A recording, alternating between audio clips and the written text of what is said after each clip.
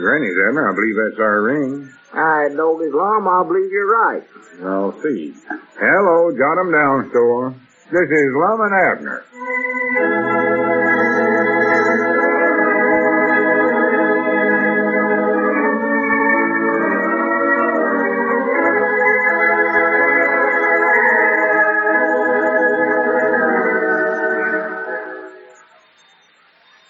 The Lum and Abner Show.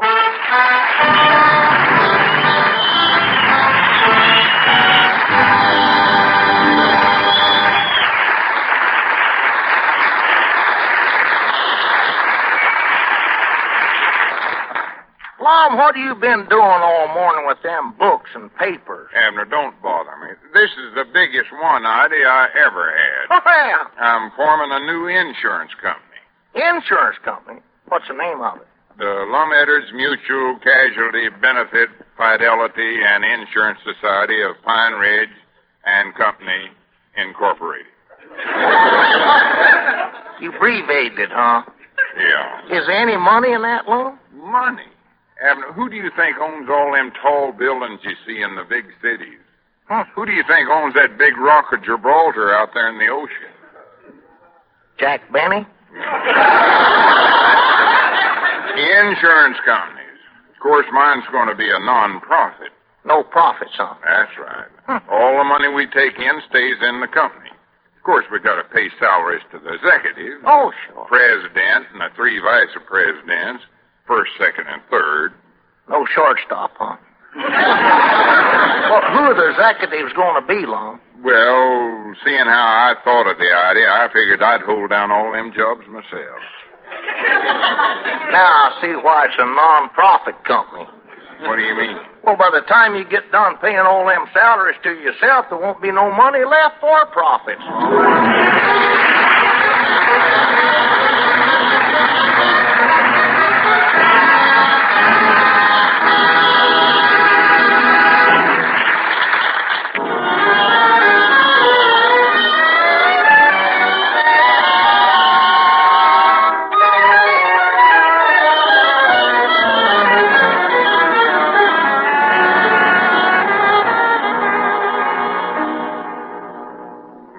Congratulations, Abner. Let me shake your hand. You're the first customer in my new insurance company. How'd you do? Now I've got to go out and find myself an accident someplace. Well, an accident ain't the only way you can collect your insurance. You get paid for being sick, too. Yeah, if I'm real lucky. Now, take Earl Scudder over in Hatfield. Now, he had one of these insurance policies, and when he got sick, he collected for 3 months. Earl Scudder's dead. Yeah, but he ain't broke. No. A lucky stiff.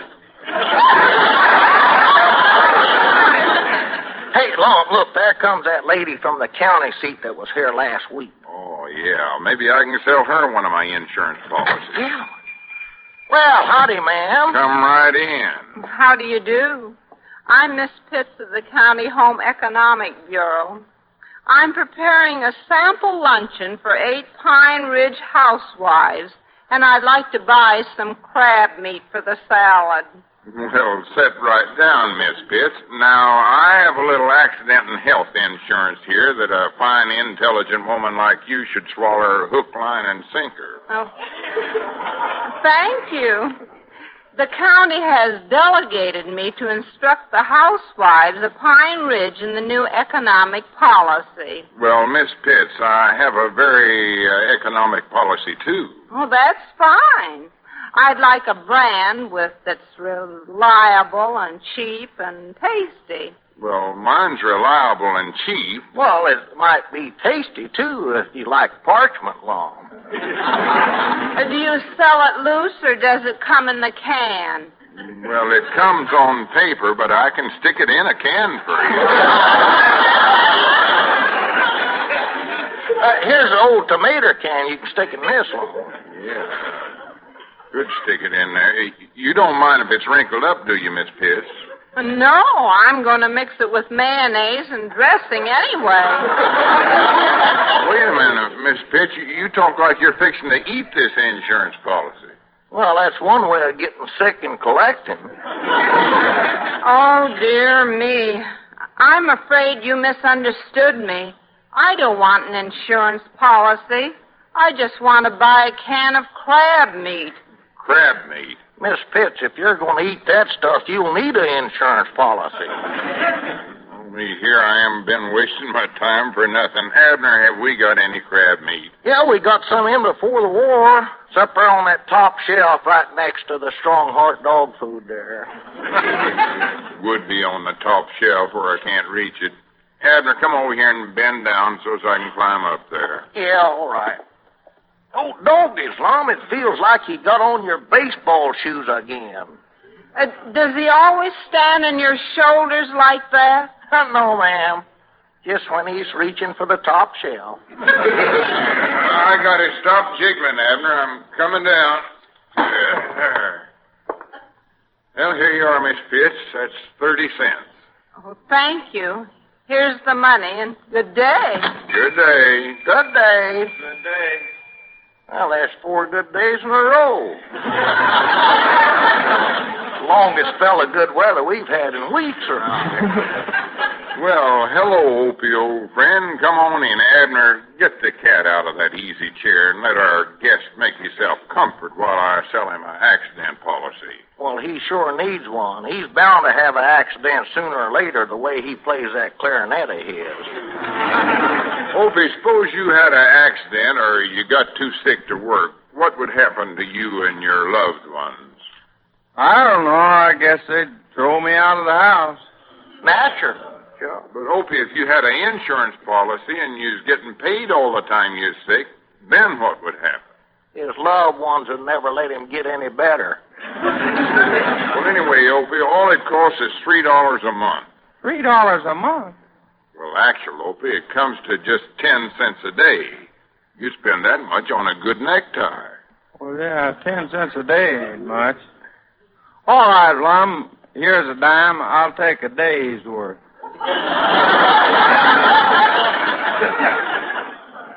A day's worth?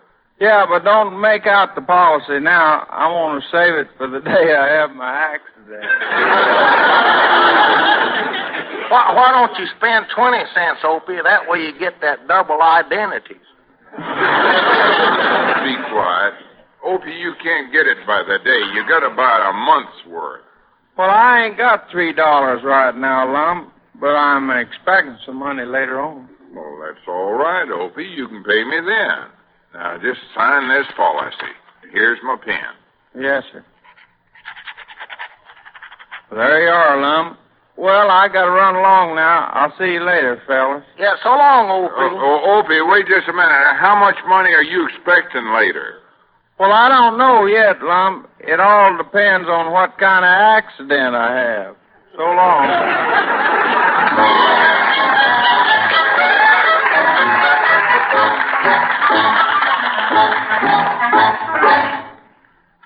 Granny's Abner, this insurance company of mine is going even better than I thought it would. Well. I've already sold you and Opie, and the town's full of suckers just like you. Yeah. Well, I knew you'd get me, but doggies, I didn't think Opie'd be that stupid. You know, Abner, I've been thinking I ought to have more of a dignified name for my company. Oh. Lum Edwards don't sound importance enough. No. You could have called yourself John Edwards. Or Henry. Hey, wait a minute. What about Prudential Edwards? Yeah, that sounds kind of importance. Sounds insurance-y. Yeah. Prudential J. Edwards. Yeah, I kind of like that. Yeah. We could call you Prudy for sure. Oh, wait a minute. Here comes Luke Spears, and he looks madder than a wet setting him. Yeah, howdy, Luke. Howdy, Abner. Yeah, howdy, Lou. Lum Edwards, what'd you do to my nephew, Opie? Well, nothing. I just sold him my insurance policy. Well, all he's been doing for the last 2 hours is throwing himself downstairs on his head. Oh, Lord, me. What happened to him? Nothing, but he busted 3 of my steps. Well, Luke, I'm glad you come over here. I won't do it, Lum. You won't Do what? Whatever you're going to ask me. Look, I'm just trying to help you because you're such a nice, sweet, friendly little feller. Oh, yeah? I'm a mean, miserable, nasty little varmint, and you know it. He's got you there, Long.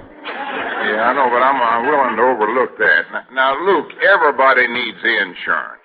For instance, suppose you was walking down the street some night. What street? Any street, it don't make no difference. It makes a difference to me. I ain't going walking on no strange streets in the middle of the night. I don't blame you, Luke. That's how accidents happen. Well, it don't have to be a strange street. Let's say you're walking down Main Street, just for the sake of argument. I don't have to walk down Main Street for an argument. I get more than I can handle right in my own lunchroom. He gets one every time he serves a meal. There's not going to be any argument. You're just walking down Main Street. Where am I going? You're not going anyplace. Now, wait a minute. All right, then. You're going to Moe's Moots Barber Shop. What for? I just got a haircut yesterday. How about a shave? No, thank you, Abner. Well, then, Luke, let's forget about accidents. Let's suppose you get sick.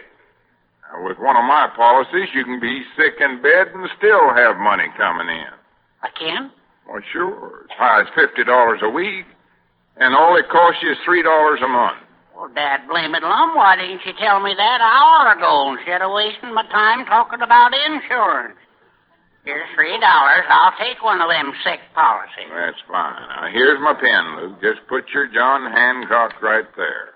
John Hancock? How come he don't sign his own name? What? There you are. Now I got to get back to lunchroom. So long, fellers. So long, Lou. So long. Granny's Abner, this insurance company is a regular gold mine. Well, it ought to be. You get them policies printed up for 6 cents apiece, and you're getting $3 for them. Wait a minute, Abner. You just give me an idea how I can make a lot more money. All I got to do is lower the prices. You mean you're going to sell your insurance cheaper? No, I'm going to try to get them 6-cent policies printed for a nickel apiece. Oh!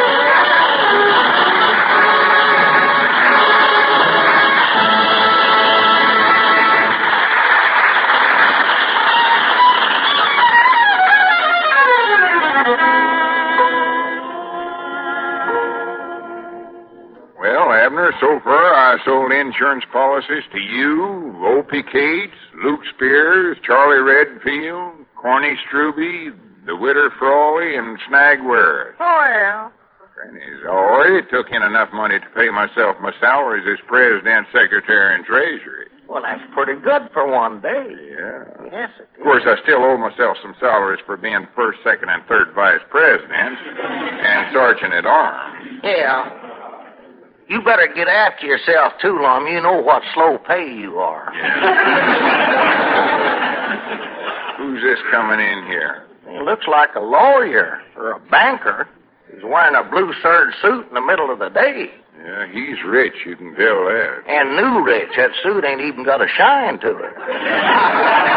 Ain't even turned green yet. No. Yeah, see what he wants, Abner, while I get this grocery order ready for me to cease. Yeah, I'll tend to him. Well, how do you do? My name's Johnson of the First Casualty Insurance Company of Little Rock. Well, how do you do, Mr. Johnson? I'm Abner Peabody of the, nothing, I guess.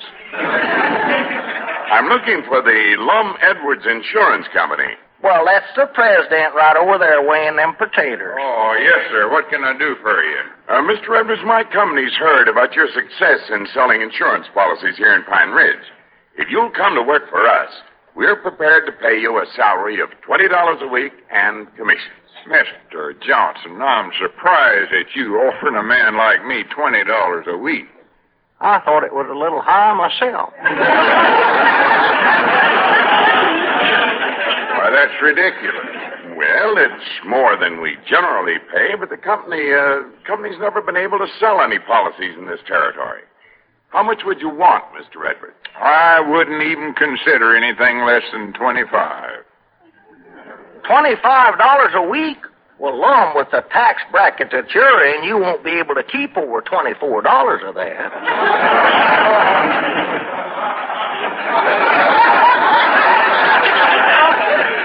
Very well, I'll notify my company of your decision. Goodbye, gentlemen. Goodbye, Mr. Johnson. Goodbye. Lum, I think you're making a mistake turning him down. I know what I'm doing, Abner. I know this insurance business upside down and backward. Yeah, but maybe you ought to get in with somebody that knows it right side up and forward. Uh-oh, here comes Mose Moose. I gave him an insurance pamphlet to read. Watch him come in here and just beg me for a policy. Beg? Howdy, Mose. Howdy, Abner. Lum, I just finished this pamphlet, and there's one part that's the saddest thing I ever read. What's that, Mose? It's the part about that poor man that, it's so heartbreaking. I'll get all choked up. Just read that right there, Abner. In the United States, every 30 seconds, a man is knocked down by an automobile. You see, no sooner does he get on his feet than wham, down he goes again.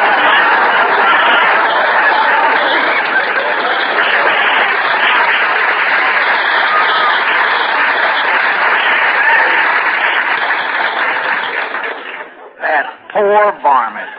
Bless his heart. The last. He ain't even got time to brush himself off. Of course, once he's knocked down that way, he's an easy target, Mose. I can see his family now standing there waiting for that car to stop hitting him. Yeah. It ought to run out of gas pretty soon, though. Wait a minute, fellas. You got this thing all wrong. That pamphlet's just taking one man and using him as a symbol. You ask me, they're using him as a football. Well, wait a minute, Lum. There's something very sad I want to tell you. Never mind that. Just sign this policy first. Oh, all right. There you are, Lum. Fine. Now, Mose, what was that sad thing you wanted to tell me? Well, I ain't got the money to pay for the policy.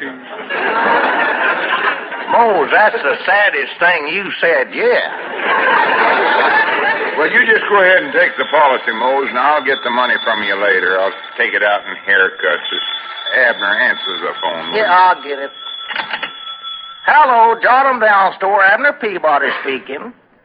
Oh, hello, Miss Redfield. Oh, that's Charlie's wife. I just sold him one of our accident and health policies. How you feeling, Miss Redfield? That's good. Nice feller, Charlie Redfield. How's the family, Miss Redfield? Honest as the day is long.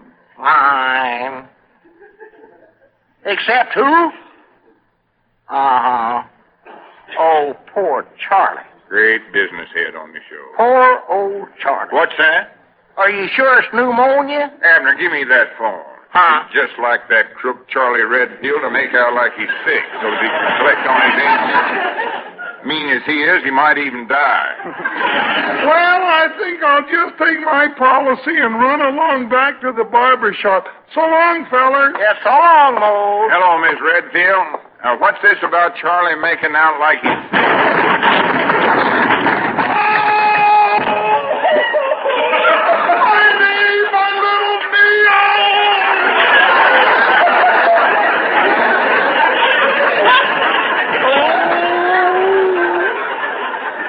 Hey, Lum, Mose just tripped going out the door and nearly killed himself. Oh, my goodness. Miss Redfield, I'll call you back. Goodbye.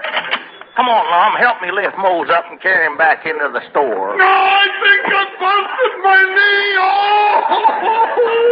Oh, stop your bellering, Mose. I'm sorry. It was all my fault. Yeah, what happened, Opie? Well, I was walking into the store, and I bumped into Mose coming out, and I guess he tripped over my crutch.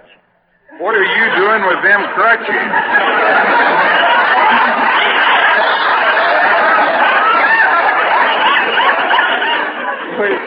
See, I busted my ankle, and I was just coming over to see you about collecting my accident insurance. Oh, me. How'd you bust your ankle, Opie? Well, I slipped and fell off the ambulance. What ambulance? Well, the one that was taking Uncle Luke to the hospital. Goodness, what happened to him? Well, you see, Lum, right after he bought that insurance policy from you, he was walking down Main Street and he slipped on a banana peel and fractured 4 of his ribs. But clumsy idiot. What was he doing on Main Street? Looking for a banana peel.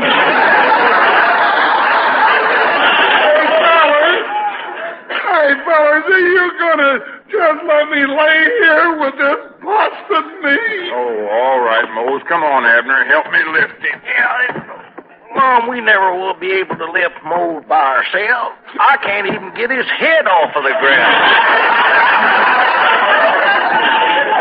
Well, you could call the Fuller Construction Company in Mount Ida, and they might send over their Derrick. Here, maybe we can drag him inside. Ouch! Whoa. Now, fellas, watch out for my knee. There, you be more comfort in here, Mose.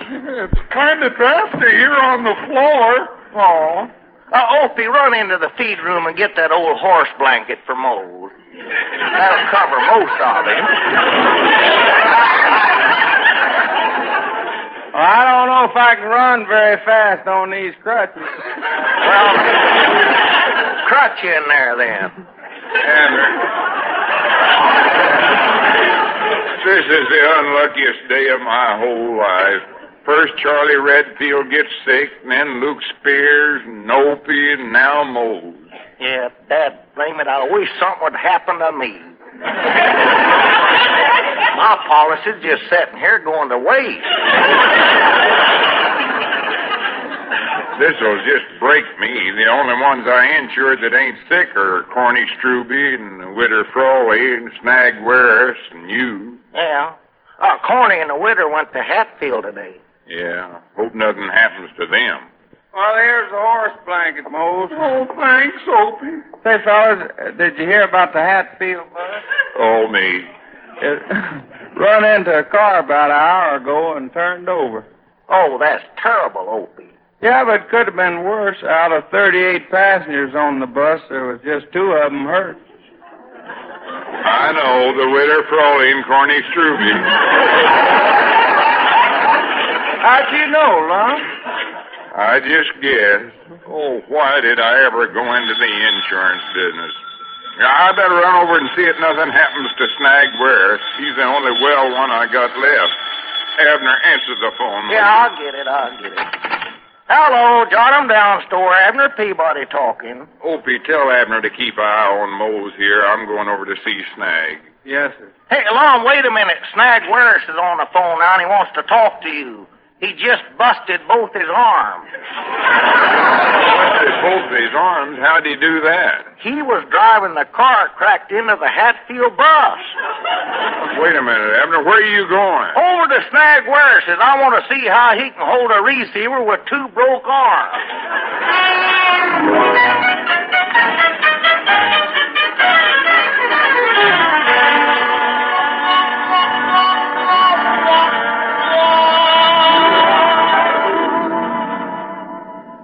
Abner, there ain't no 2 ways about it. I'm sank.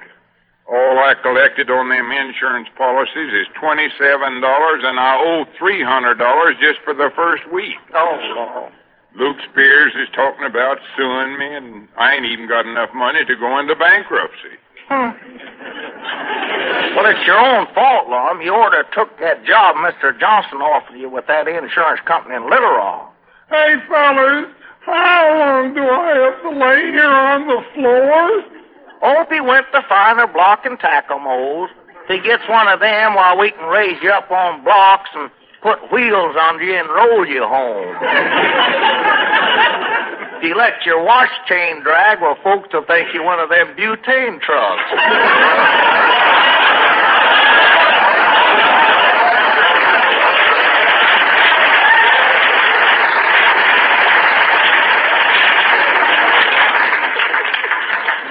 Oh, here comes Lady Brilton. Abner, whatever you do, don't mention nothing about insurance. I just can't afford to sell no more policies. No, cut that out, right? Well, good afternoon, Mr. Edwards and Mr. Peabody. Howdy do you do?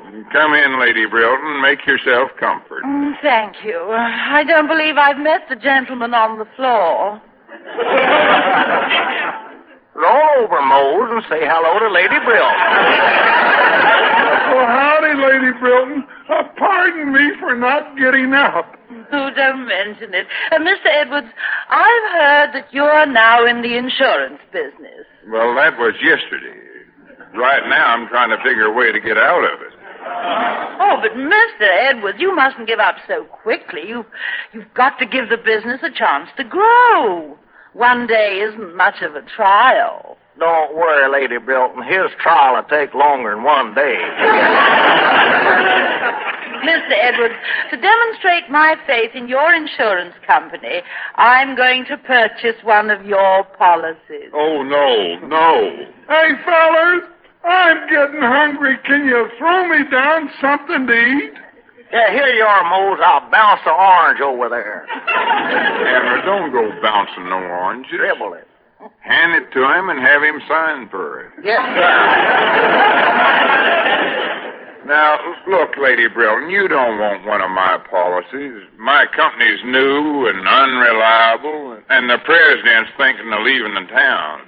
Mr. Edwards, I appreciate the honesty of your approach, but I insist on taking a policy.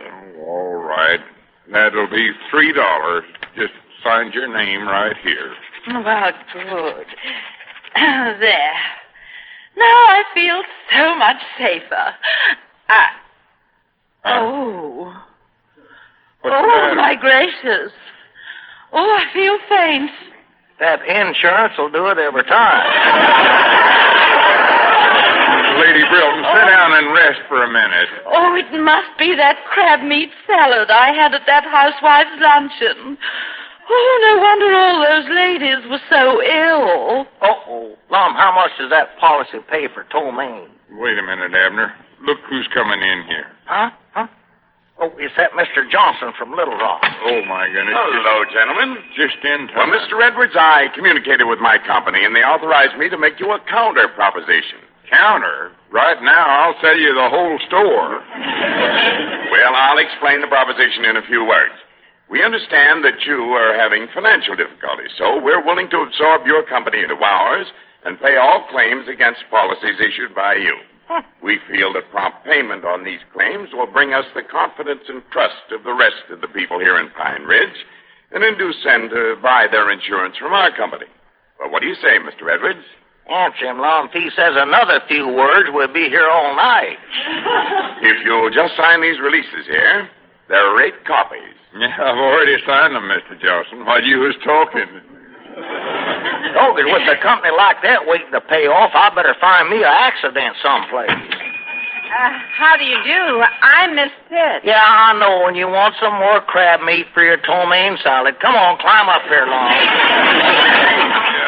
How many cans do you want?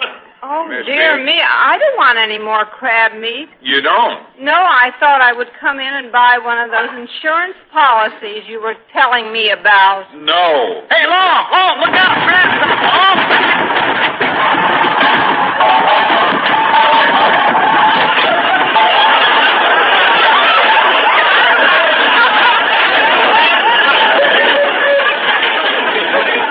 Oh, me. Lum, are you hurt? Hurt? I busted my leg, that's all. Busted your leg? Well, that's great. Now that you got an insurance company that can really pay off. That's the trouble, Abner. I just remembered something. I was so busy selling policies to everybody else, I forgot to get one myself.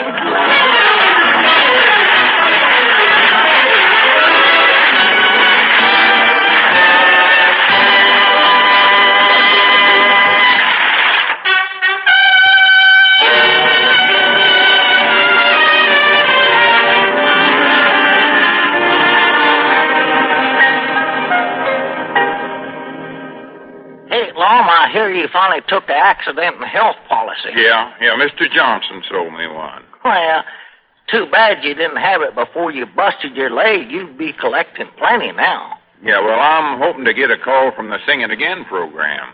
I got the clue to the Phantom Voice. You have? What is it? The clue is the Phantom Voice, in more than one way, gave a lot to the USA. Well, I hope you win it, Lum.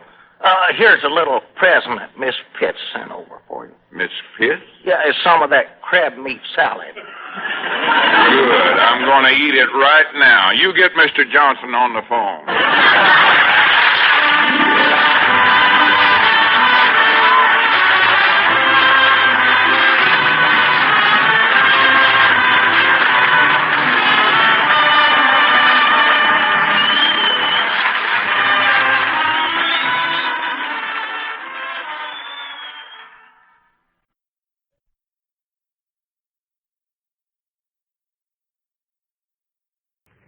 The Lum and Abner Show, on the air for Frigidaire.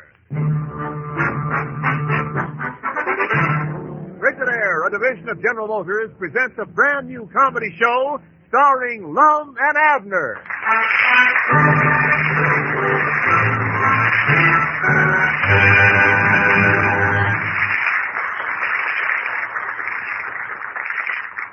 A new house? Lum, what do you want a new house for? Your old one ain't got a hole in it. Well, Abner, I ain't said nothing yet, but I'm sort of aiming on asking Miss Rowena to be Mrs. Eddard. Your mother?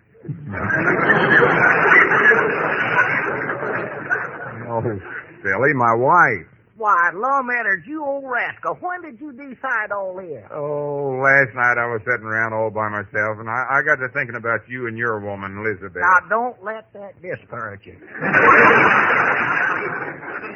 I got to thinking how you got married 30 years ago, and I stayed a bachelor. Now I've missed out on 30 years of married bliss. Yeah, me too. Well, here, I can't stand around talking all day. I've got to get over to Squire Skimp's office and see if I can buy one of them houses in that new subdivision he's opened up. Subdivision? Yeah, you surely know what that is. Why, sure. A subdivision is a cow pasture with utilities.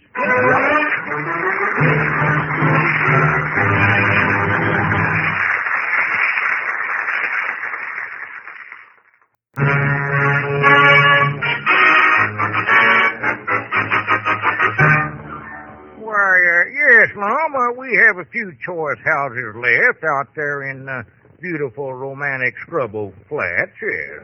You know, Squire, I still can't believe this subdivision is actually built already. It seems outlandish, building 50 houses in a little over 14 days. Yeah, well, we were slowed down on account of shortages, Lum. Now, here's a picture showing all the dream cottages in Paradise Track right there. Oh, yeah, they're beautiful. Oh, yes, indeed. But they all look just exactly alike. Oh, no, Lum. Our architect got a great deal of variation in them. Now, if you look again, you'll notice some of them have the doorknob on the right side of the door, and others on the left, you know.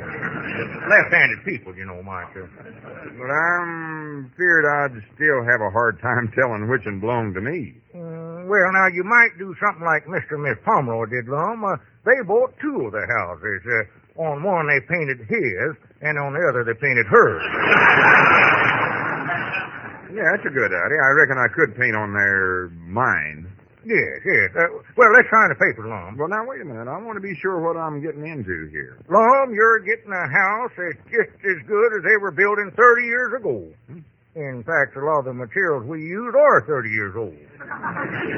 Well, that's good. Now, for the walls, we use the finest cardboard available.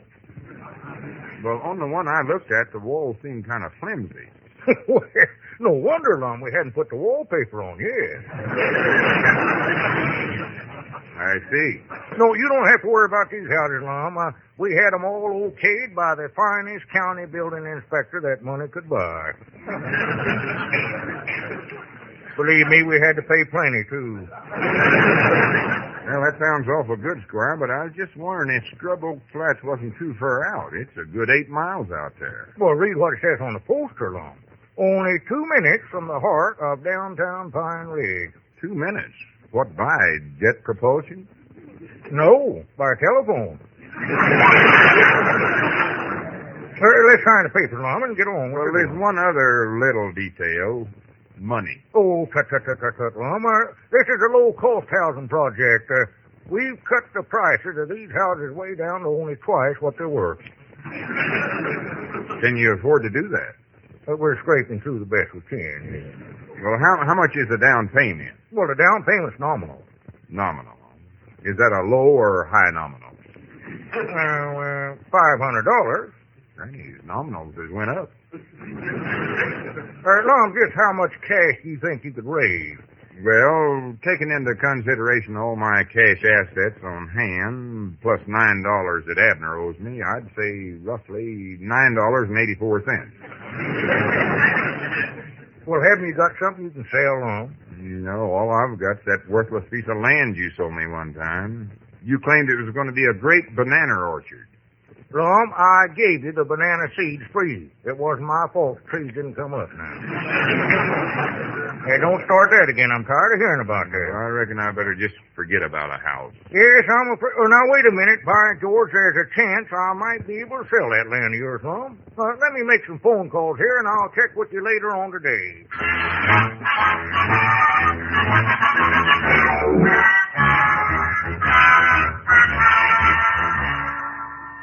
Oh, Lord, Lum, Squire will never be able to sell that old hunk of no-count ground here. Granny's, he's just got to, Abner. I want to get one of them paradise bungalows the worst way. If you're getting it from Squire Skimp, that's the way you're getting it. You know, the time I've always envied you the most, Abner, is at the end of the day when you go home and there's somebody waiting for you at the gate. Yeah, well, it is now. Yeah, it must be wonderful. Oh, it is. Special when she licks my face and wags her tail and barks.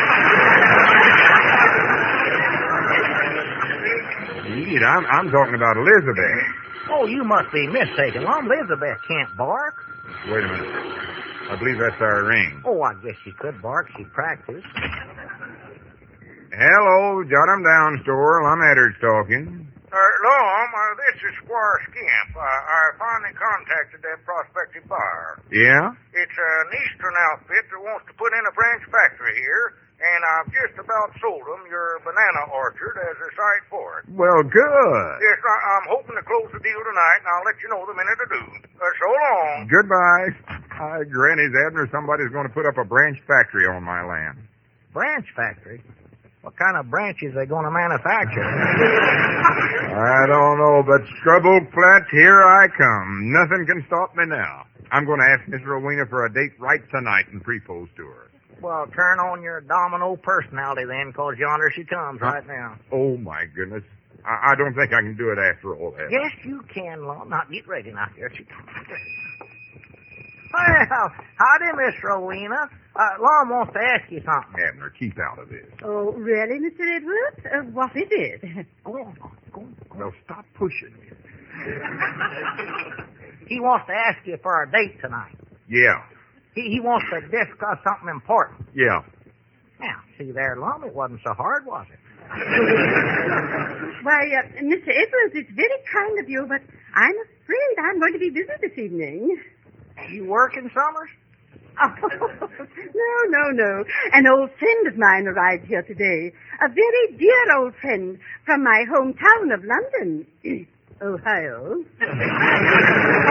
Well, bring her along. Oh, but Mr. Edwards, she's a gentleman. Uh-huh. She is.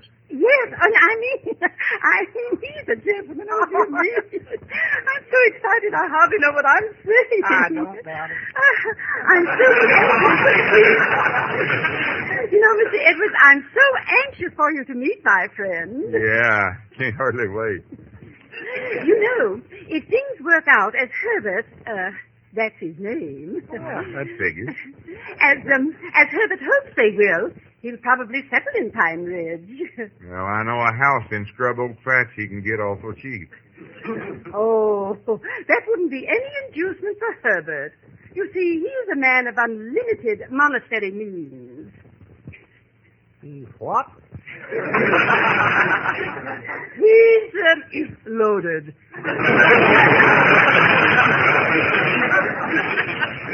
The kid's in the chips, huh? Wait. Mr. Edwards, what was it you wanted to discuss with me? Let it go. Well, I must be running along then. Herbert is waiting for me. Oh, there comes the dear boy now. It looks like this is your lucky day, Mr. Edwards. Yeah, don't it? Come in, Herbert. Oh, yes. Mr. Edwards, may I present my dear friend, Mr. Herbert Maddox. A pleasure, I assure you. Proud to make your acquaintance, Mr. Maddox. This here's my partner, Mr. Peabody.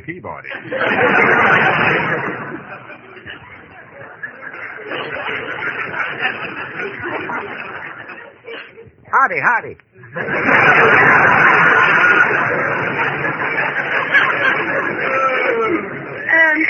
Herbert and I were childhood sweethearts. Well, you sure have held your age well, Herbert. Well, thank you, I think. Hi. This is a rather quaint little shop you chaps have here. Yes, how is the junk business now? Junk business? Oh, Herbert, this is a general grocery and merchandise store. Oh, say now, this is interesting. I've heard about such places as this, but I never believed they actually existed. Yes, but tell me now, what do you chaps do for a living? Why, Mr. Peabody here owns the Standard Oil Company. And I've got a half interest in Jack Benny.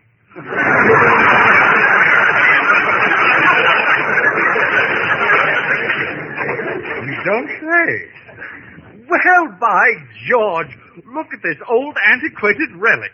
Wait a minute, you can't talk about Miss Rowena like that. Beg your pardon. No. I mean this old-fashioned coffee grinder. Oh, that. Isn't that quaint, Poopsie? But yes, Herbie. Tell me, does it actually work? Why, sure. See, you just put one hand down inside of it and start turning that crank. Go on, put your fist down in there. Watch out. I know, but... here, I'll show you how it works. No. I couldn't stand the noise. My nerves, you know. It's one of the main reasons I'm considering living in a place like this, to have peace and quiet when nothing ever happens. It's the condition I'm in, that's all I can stand. Well, come along, you poor dear boy, and I'll show you the rest of the east side. Oh, by all means. You know, Pooksy, I think I'm going to enjoy living in this backwoods village. It does a man good to see how the other half lives. Poopsie. That ain't disgusting. Lum, do I actually own the Standard Oil Company?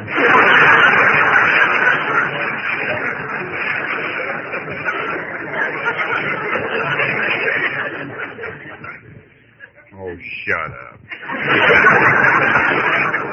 I was going to say, they've been charging me for gas down there.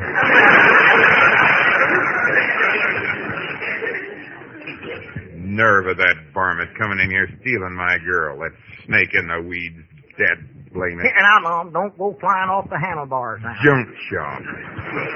Other hag. Peace and quiet. Wait a minute. Peace and quiet. So that's what Herbie wants, huh? Abner, I believe I'm getting a ID. And unless I miss my guess, there's going to be a hot time in the old backwoods town tonight.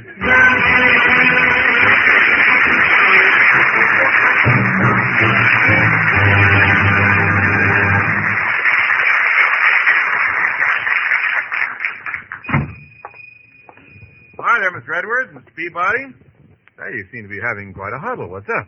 Howdy, Mr. Niles. Oh, we were just sort of planning a little reception for a new friend of ours. Yeah, trying to figure out how to liven things up for him a little. Well, a newcomer to Pine Ridge. Yeah. That means another new home. Say, there ought to be a good prospect for you boys. Sell him a Frigidaire refrigerator. Chances are this particular feller ain't going to have a whole lot of use for a refrigerator. Well, why not? You know how it is. New man comes to town, meets local girl, and there you are. Where am I?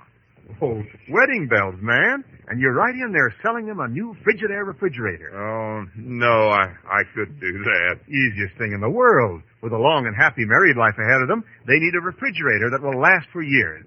And that calls for a Frigidaire. because it's the only refrigerator with a meter miser. Simplest cold-making mechanism ever built. In fact, the meter miser is so simple, so efficient, it runs on a minimum of current. And that's important to every couple interested in keeping expenses down. No, sir, I just couldn't do it. Sure you can. Explain about all the extra room there is in a Frigidaire refrigerator. Lots more food storage space in the same kitchen space. And the 3 different kinds of cold for different kinds of food. Mention all the room there is for frozen foods and for fresh fruits and vegetables. Oh, yes, and be sure to point out that there are many different types and sizes of Frigidaire refrigerators, so it's easy for any family to find a model that's exactly right for them. Now, you take my advice, Mr. Edwards. Get acquainted with this newcomer to Pine Ridge and let him know all about Frigidaire refrigerators. You'll be doing him a favor. Yeah, too big a favor, considering the circumstances. Besides, even if this feller was my worst enemy, Which he is. I wouldn't feel right about selling him a refrigerator when he just ain't going to have no use for one after I get through with him. Well, boy, how's that? I'm going to see that he gets such a cold reception he won't need any more refrigeration for the rest of his natural life, believe me.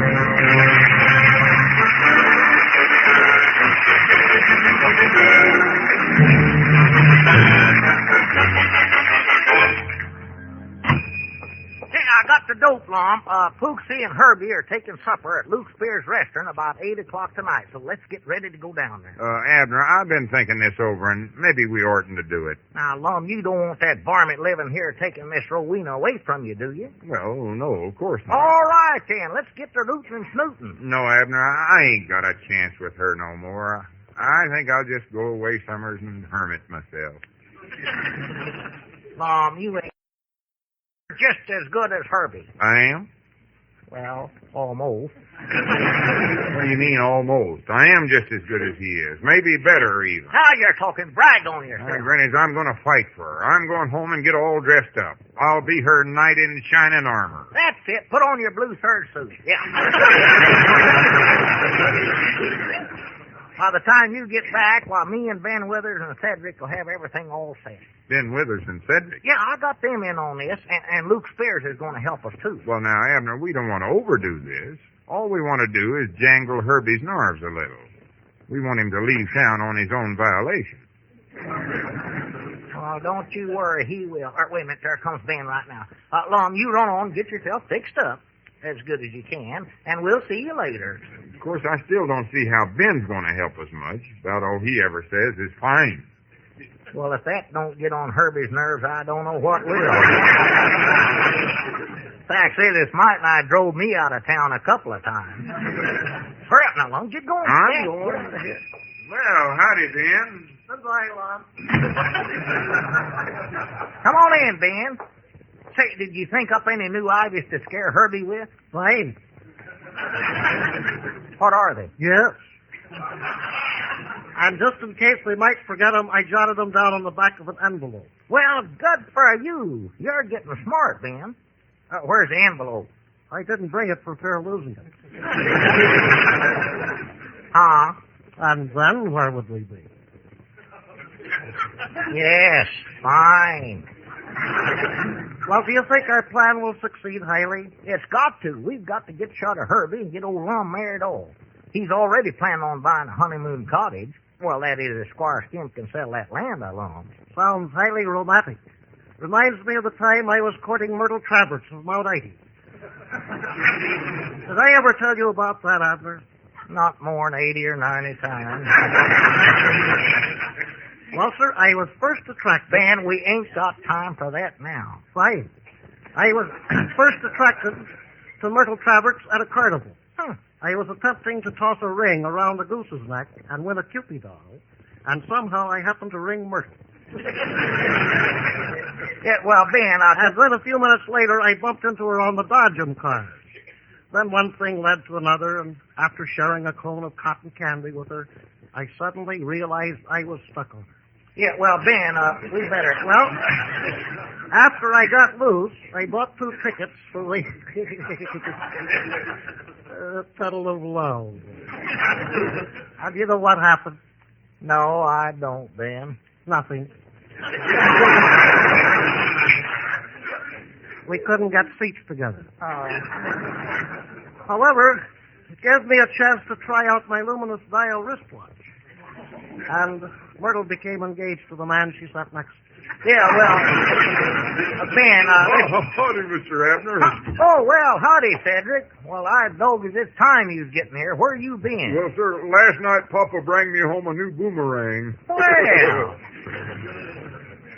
And I've been busy ever since then trying to throw my old one away.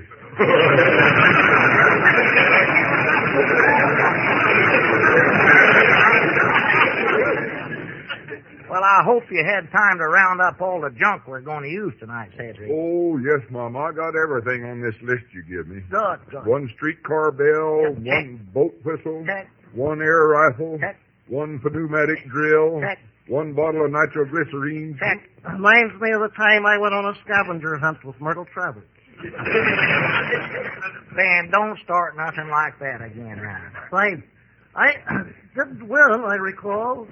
All I brought back was Myrtle. Well, let's get on down to Luke's Pierce Restaurant. Lum will be along in a minute, and Herbie and Pooks here are more than likely ordering supper right now. We get out.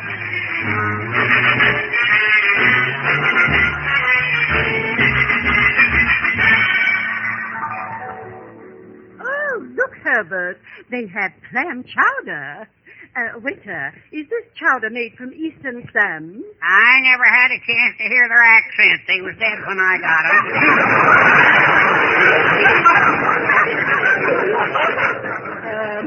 Herbert, perhaps we'd better just settle for the chicken fried steak after all. Yes, let's do. This will be quite interesting for me. I've never seen a chicken fried steak. Herbert, won't you ever grow up? Not if he keeps making remarks like that, he won't. Well, what'll it be? 2 chicken fries? Yes, that's right. Grease 2 and cauterize them.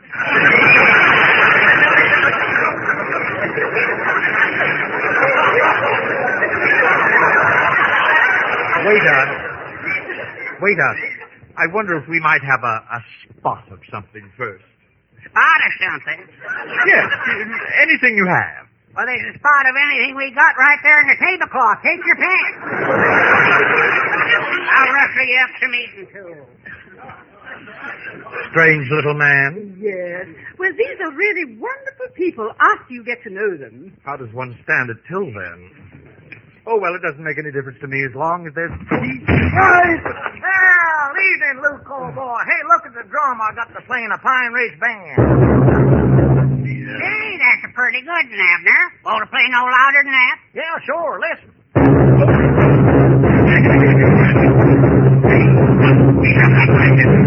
Huh? Well, Herbie, fancy meeting you here. Hey, mind if I sit down with you folks for a while? Well, really, Mr. Peabody... Much obliged to you. Here, Herbie, will you hold my drum for a minute? What? Go ahead and play if you want to. Here. No, thank you, I don't play. Oh, there ain't nothing to it. You just take this... Well, there's old Lum. Well, howdy, Lum. I was just learning Herb here how to play the bass drum. Come on and sit down with us. Well, I can't stay long. I've got to get home and brace all the windows. They're blasting over at the Stone Quarry again tonight.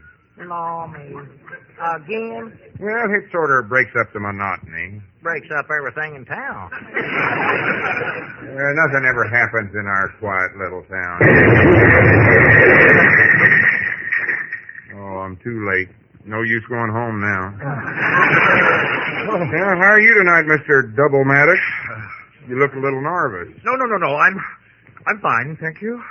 Go right ahead with your drum lesson if you want to. Don't mind me. Here's your eating tools. No! Great Scott, waiter, do you have to slam the silver down like that? No, I can slam it down like this. Oh! Goodness, such rudeness. Oh, please don't let it upset you, Herbert. Oh, that's all right, Poopsie. You might ask him to bring him some knives, though. I see he forgot them. Oh, well, Luke don't dare to leave knives laying around loose in a place like this. He don't? He doesn't? Well, you know how folks will get to fighting in a little town where nothing ever happens. Oh, yeah! There's old Ben Withers. Come on over and join us, Ben. What you been doing? Wait. Oh, my goodness, Mr. Withers. You're all bandaged up. Am I? Oh, yes. So really nothing. I just happened to stop and pet what I thought was a dog, and it turned out to be a wildcat. Oh, yeah, I guess it is time for them to come down out of the hills looking for something to eat around town. By the way, Lum, I heard that Charlie Redfield's brother was missing. Him too. Just a minute, please. You mean the wildcat's actually running loose in your streets here? Oh, no. There ain't hardly none left around here. No, the mountain lions is driving them all off. Mountain lions? Yeah, did their howling keep you awake last night, Ben? No, it was a pleasant relief to me, Abner. It's drowned out the screech owls for a change. Oh, dear. Oh, Rowena, perhaps we'd better run along. I don't seem to be very hungry after all. Oh, stick around, Herbie. It's so dull around a town like this. What was that? Oh, my stars. The little Abernathy boys must be out tonight. Yes. Boys will be boys. Who'd they get last week? Miss Rowena, your cousin Ezra wants you to call her right away. The phone's in the back room there. Oh, I'll be right back, Herbie. Wait, did Ezra say what he wanted? I couldn't hear very well. The fireman was making so much noise. Fireman? Good grief, what was that? What was what? That noise. Didn't you hear it? There it is again. I didn't hear nothing. Did you, Lord? No, did you, Ben? Right. Just what kind of a noise did you think you heard, Mr. Madden? Well, it was a sort of, kind of a brrrr. Oh, that's them woodpeckers we got around here. We hear them so much we don't even notice them no more. When you go out in the evenings, Mr. Herbert, I suggest you always wear a hat. I don't think I quite understand. I just don't... Great Scott, what was that? What was what? Now, don't tell me none of you heard that. It sounded like a streetcar right outside the window. A streetcar in Pine Ridge? Ridiculous. You must be imagining things. Why, I heard it, I tell you. I know I did. Next thing you're going to tell us you're hearing a boat whistle here in Pine Ridge. Well, yes, I...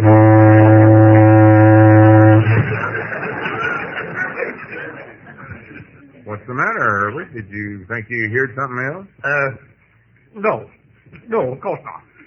Look, when Pooksy comes back, tell her I had to leave town immediately. Urgent business in China. Well, hey, don't rush away, Herbie. Oh, I must. I've got to get...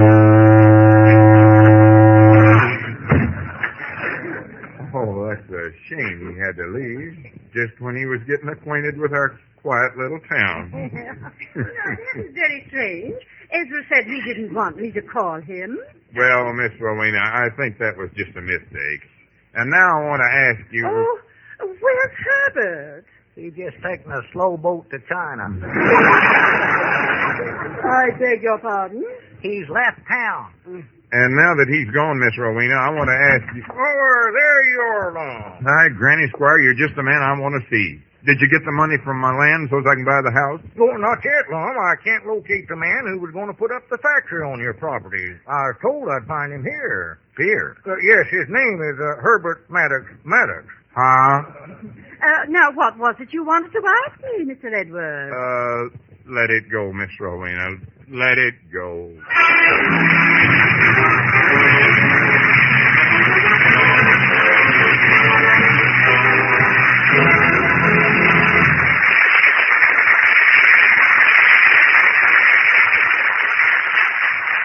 Lum and Abner will be back in just a moment.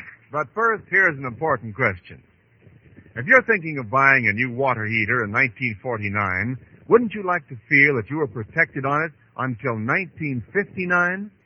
Then ask your Frigidaire dealer about the new Frigidaire electric water heaters with a wonderful magnesium rod that guards against rust and corrosion. Learn about the generous 10-year protection plan on Frigidaire electric water heaters.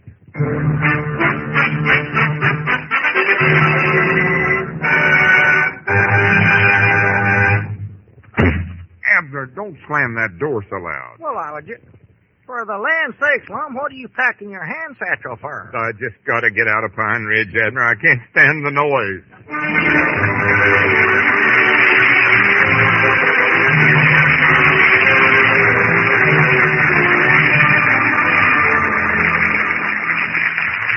Lum and Abner show is brought to you each week with the best wishes of your Frigidaire dealer and Frigidaire division of General Motors. Manufacturers of a complete line of home appliances, air conditioners, and commercial refrigeration equipment. Ben Withers is played by Clarence Hartzell. The script was written by Roz Rogers and Betty Boyle, with music by Felix Mills. And so until next Sunday night, same time, same station, this is Wendell Niles saying good night for Frigidaire, America's #1 refrigerator. This is CBS, the Columbia Broadcasting System.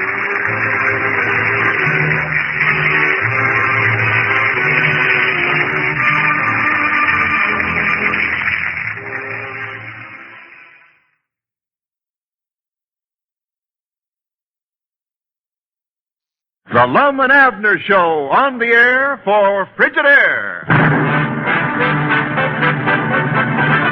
Frigidaire, a division of General Motors, presents a brand new comedy show with Miss Edna Best, Andy Devine, music by Opie Cates, and starring Lum and Abner.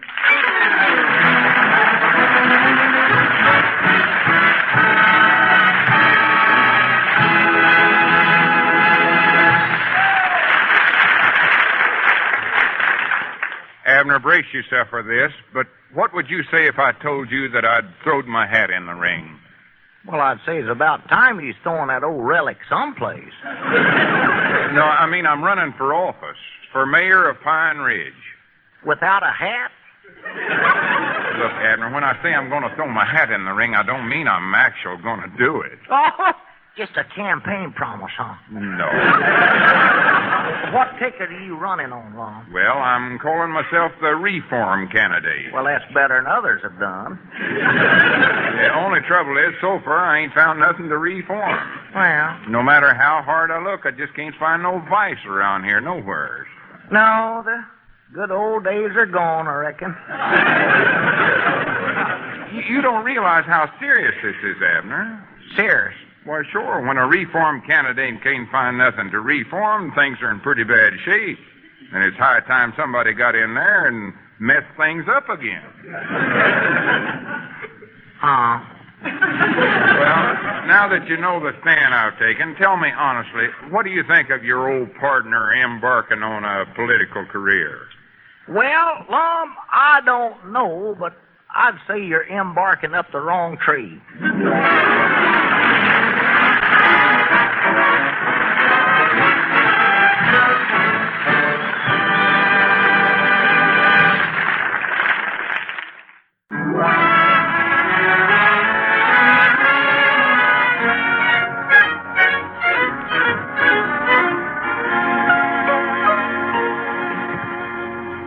Hey, look, Abner, there's a batch of fellers across the street. Run over there and give them some of my campaign buttons. I've done hit them, Lum. Oh? How'd you make out with them?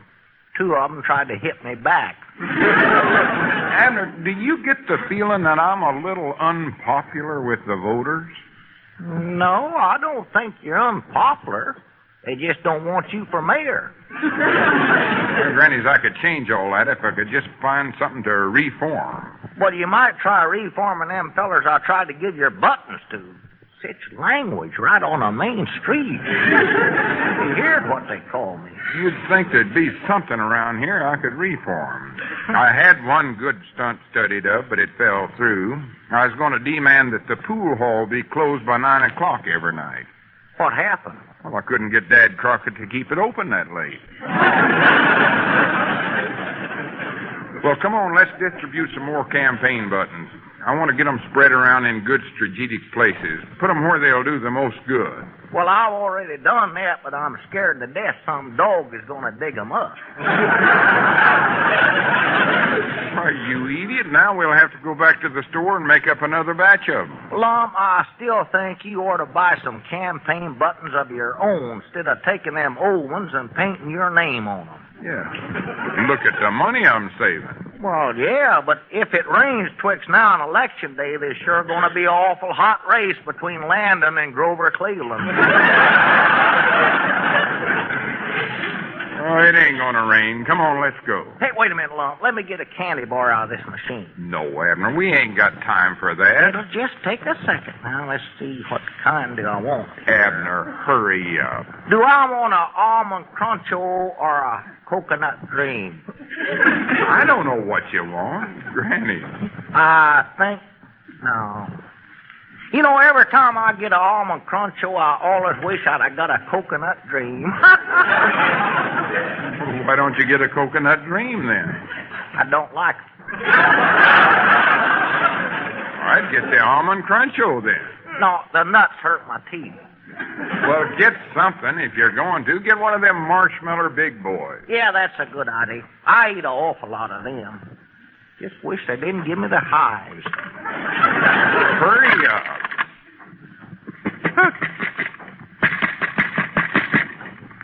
Well, Abner, don't hit it like that. You're going to break the machine. Well, the dad blame thing got stuck in there, Long. Now, wait, you ain't going to get no place fighting it that way. Here, let me show you how to do it. Oh, let's skip it, Long. Come on, let's go. Sometimes you can get the coin loose by just jiggling the lever here. Just keep your head and don't lose your patience. Easy does it. Easy.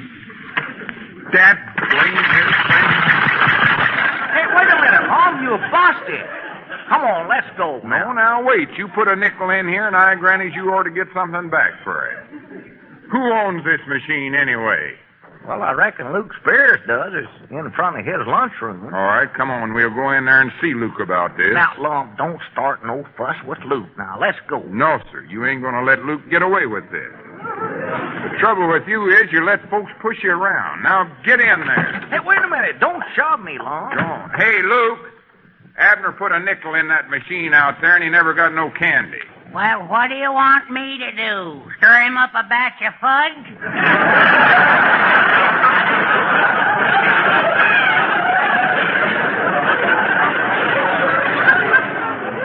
No, he simply wants his nickel back. Or a marshmallow big boy. No, I don't, Lum. I can get the hive some other way. Well, how about it, Luke? Are you going to do something about this, or is Abner going to have to get tough with you? Now, Lum... Sure, let him get tough if he wants to. Abner don't take that kind of talk off of nobody at no time. Well, I will make an exception now and then. Go ahead, Abner. Let him have it. Go on. Pin one on him. All right, stand still, Luke. Here, get that campaign button off of me. Mom told me to pin one on you. And as I can see right now, I've got to handle this myself. Luke, I demand that my innocent, trusting little friend here gets his nickel back out of that crooked machine you got out in front there. Mom. Look, I don't own that concern thing. Fella at the county seat named Sweeney does. Take it up with him. All right, get Sweeney down here. Abner will fight him, too. I ain't afeared for Abner to fight anybody. Mom, I've got to give up some of this fighting before I kill somebody. Hurry up, get hold of Sweeney. Well, I'm going back and call him right now. Good. So, as long let's get out of here. You're embarrassing me to death. Now, drop this silly idea before you get us both into trouble. Drop it nothing. This is just what I've been looking for my political campaign. This has given me something to fight for, something I can sink my teeth into. A marshmallow big boy? Oh, a cause. I'm going to wipe out the candy machines and protect innocent victims like you. Fight for the rights of the little man, the common man. I'm going to ride into office on the back of the common little man. Now, just a minute. I ain't going to tote you nowhere. I got him, Lum.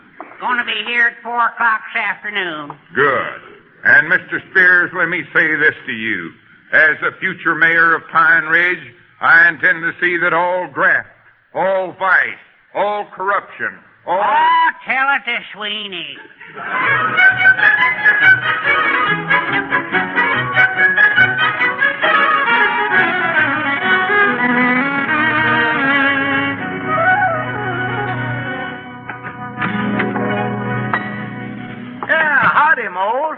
get up out of the barber chair. I just want to talk to you about the trouble that Lum's got me into. Now, Abner, don't talk to me about trouble.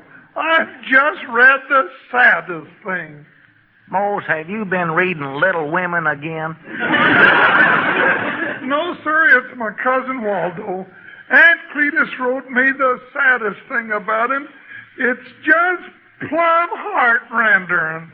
Yeah. Well, now listen to what happened to me. I was down. Yeah, now let me read you this letter. Now, wait just a minute, Mose. I was first. Now, let me see. I think this is the sad part here. We got a card from Papa from Mexico City.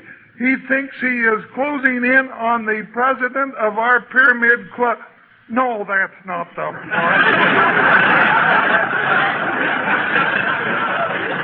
Well, that's pretty sad. Oh, here it is, Abner. Listen. You know how shy Waldo has always been. Never was able to express his thoughts. Well, bless his heart. Ballet. But then, one day, Waldo sent in for Professor Harper's home course on the art of self-expression and studied real hard every night. Oh, and studied real hard. Every night, the light in his room burned all night long. Well, he never could remember to turn the thing out. Well, Mo, about my trouble now. Waldo studied so hard he completed the 6 weeks course in only 4 months.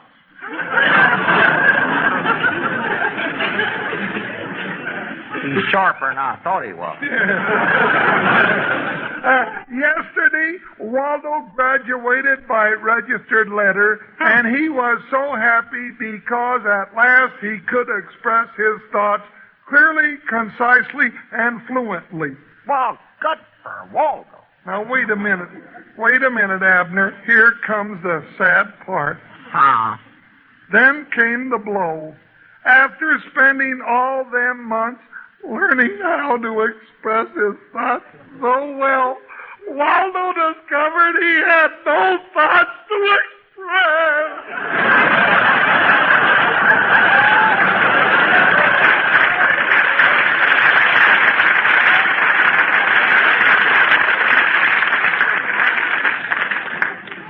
That poor little varmint.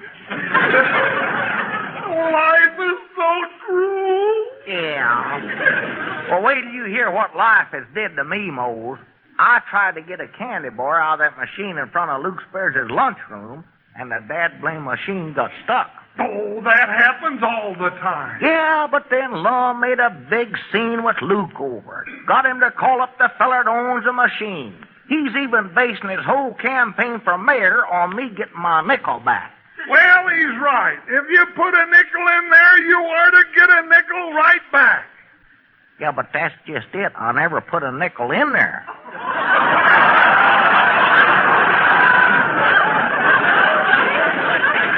Well? I put in a slug. No!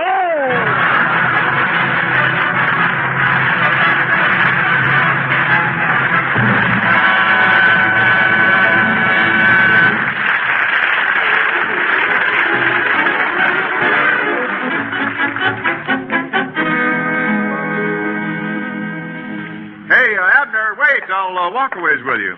You going back to the store? Well, not right away, Mr. Niles. I'm supposed to be handing out Lum's campaign buttons.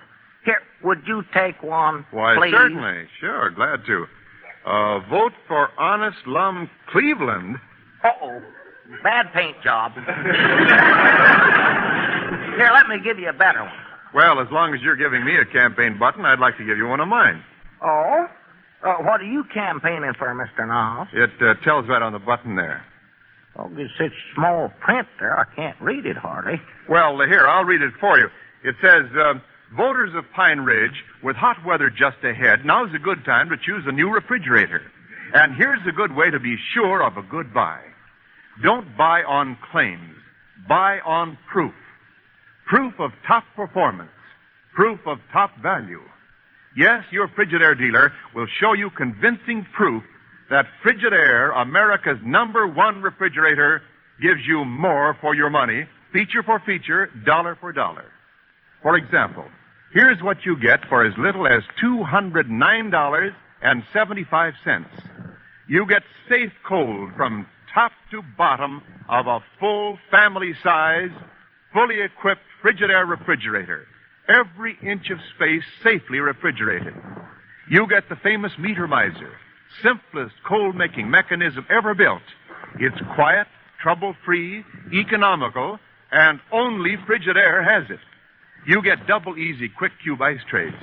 Flick a handle, the tray slides out. Lift a lever, the cubes pop out. Only Frigidaire has them. You get a big one-piece solid brass super freezer, roomy enough for 15 pounds of frozen foods. It's first in Frigidaire. And there's the automatic cold control with a safety cycle defroster. Also first in Frigidaire. You get a big roomy hydrator, one-piece all-steel cabinet construction, and all-porcelain food compartment. And above all, remember this. Only Frigidaire has the meter miser. Imagine all of this for only $209.75. So visit your Frigidaire dealer tomorrow. Learn about liberal terms. Remember, when you buy on proof, you buy the best. Buy Frigidaire. How did you get all that on that one little button? Very simple. I wrote small. See you later.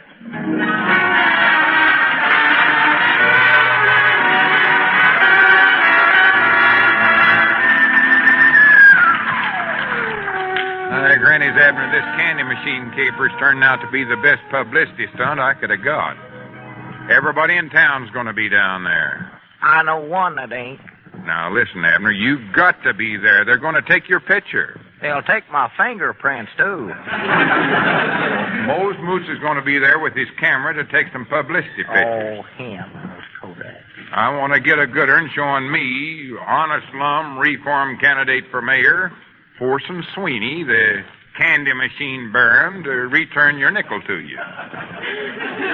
If you get that, it'll have to be trick photography. If these pictures turn out sensational enough, we might get one of them picture magazines to use them.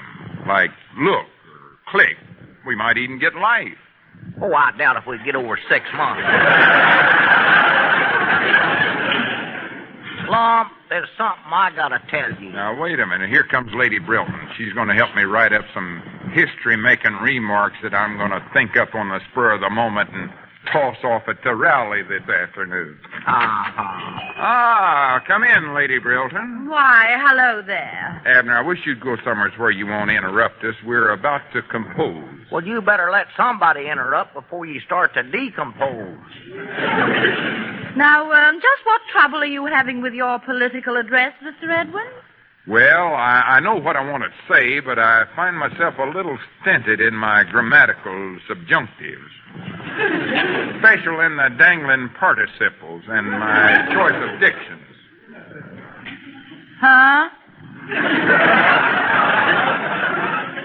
Now then, Lady Brilton, I figured what we'd do is sort of take this thing and knock it out together. Knock it out? Yeah, punch it up. Punch it up? Throw in some good hard socks. Hard socks? Yeah. Oh. How many rounds do we go? All right,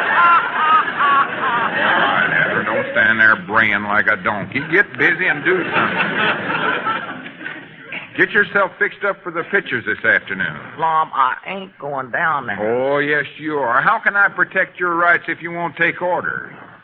Now then, where was we, Lady Brilton? Well, we were about to punch the socks about a bit. Oh, yeah. Now, as a starting point, what is your address about? Oh, well, that ain't important. See, this is a political speech.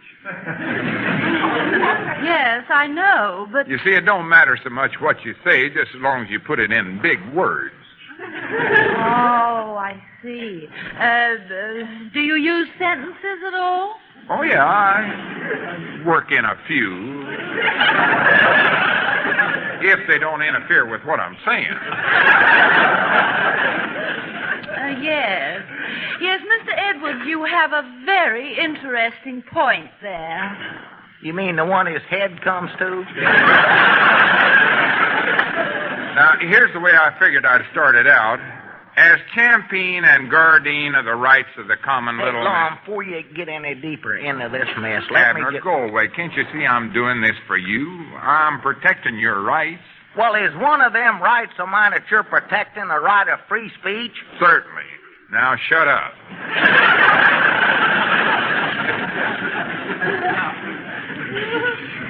As champion and guardian... Well, come in, Opie.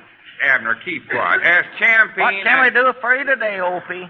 I want a can of sardines. As champion and sardine of that... Can of sardines, you say? Oh, yes, you see, Uncle Luke, he makes me feed 'em to the cat to keep her from howling when I start to practice on my clarinet. Oh, clarinet. I never knowed you was musical decline. Look, you two music lovers carry on this high-class discussion out in the alley. How come you to take up the clarinet, Opie? Well, I suppose it was just destiny. Well... You see, when I was just a kid of a boy, we moved into a house, and the people that lived there last left the clarinet and the flower band. Uh-huh. And Mama, she always hated to waste anything, so she made me start taking lessons on it. Where was we now, Lady Brilton? Well, I believe... I remember it had termites in it. The clarinet? No, the house we moved into. It was right across the street from Charlie Scott's place. That's all very interesting, Opie, but right now, if you don't mind... Charlie Scott, he has a mustache. Claim it, Opie. Will you get out of here? Go back in the feed room and take Abner with you. Yeah, come on, Opie. I want to hear more about this. You know, I'm a musician myself. I own a cornet. You do? Well, I don't actually own it, but every Saturday night I take the pawn ticket over to the band concert, and they let me sit in with the boys.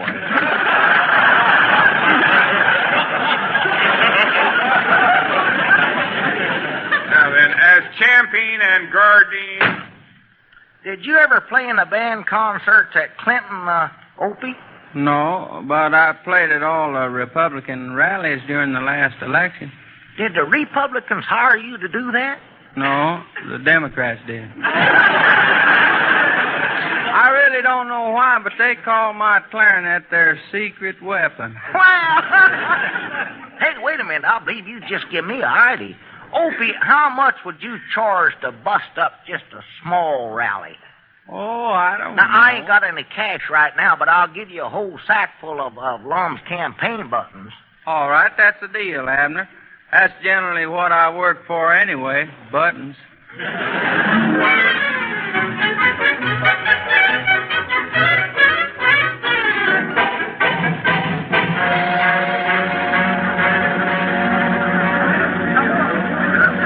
Well, come on, Opie. Lum's motioned to me to get over there. Now, tell me again, Opie, what's the name of that piece you're going to play? Glowworm.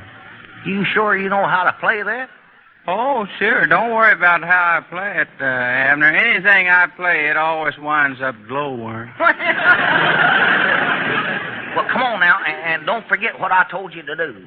All right, I will. All right, come Hey, on. Abner, come here. Hurry up. I'm coming. Keep your shirt on. You better run over to the barber shop and see what's keeping Moe's moods. He's supposed to be here with his Kodak to take the publicity picture.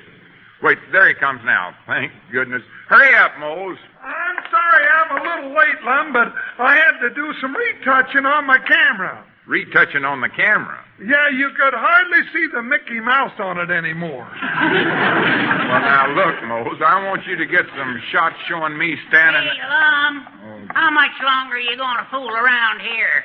Sweeney's here, and he wants to get that candy machine opened up and be on his way. Well, you just tell Mr. Sweeney to hold his potatoes. Well, I don't like it neither, Lum. All this crowd in front of my lunchroom, blocking traffic. All right, you hold your potatoes, too, Lou. There's going to be a big political rally held here this afternoon. Going to be an awful lot of potatoes held here this afternoon.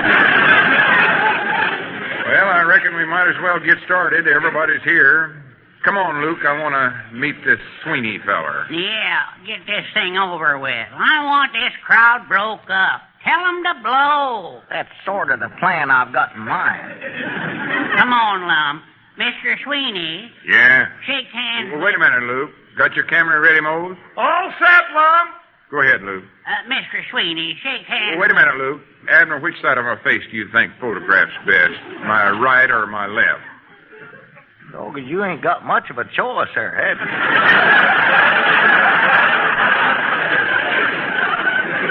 Do you like my profile all right? Well, I can't see it with your head turned to one side that way. Now, look here. I was called over here because the vending machine was stuck. All right, Luke, go ahead. Mr. Sweeney, I don't know why, but meet Lum and Abner. Yeah.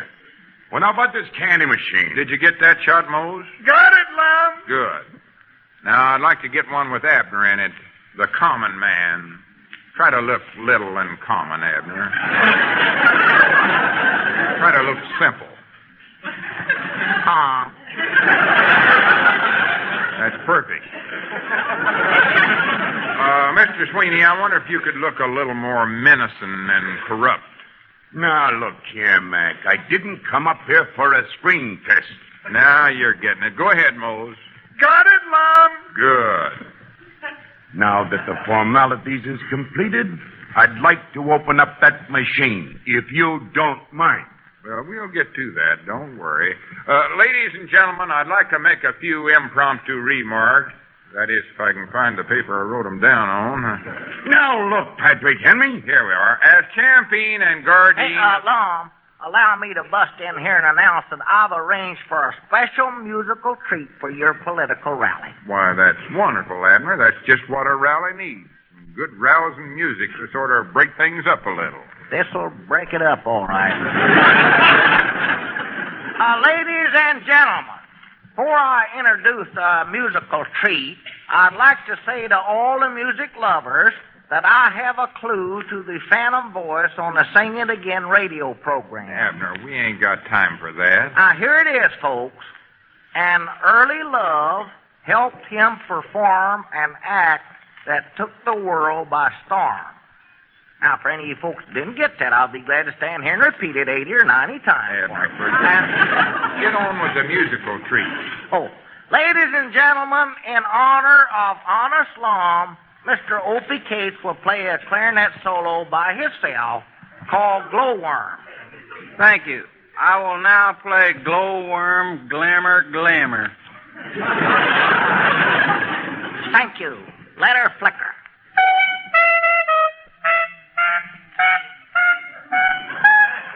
Abner, does that sound exactly right to you? Oh, ain't that beautiful? Abner, maybe you better stop him. What's the matter? Don't you like music? Sure I do, but I'm fearing some of our crowd don't. They're starting to leave. Well, let them, the smart aleck. No, I need them here. That's fine, Opie. Thank you very much. Opie, I said that's fine. Thank you very much, Opie Cates.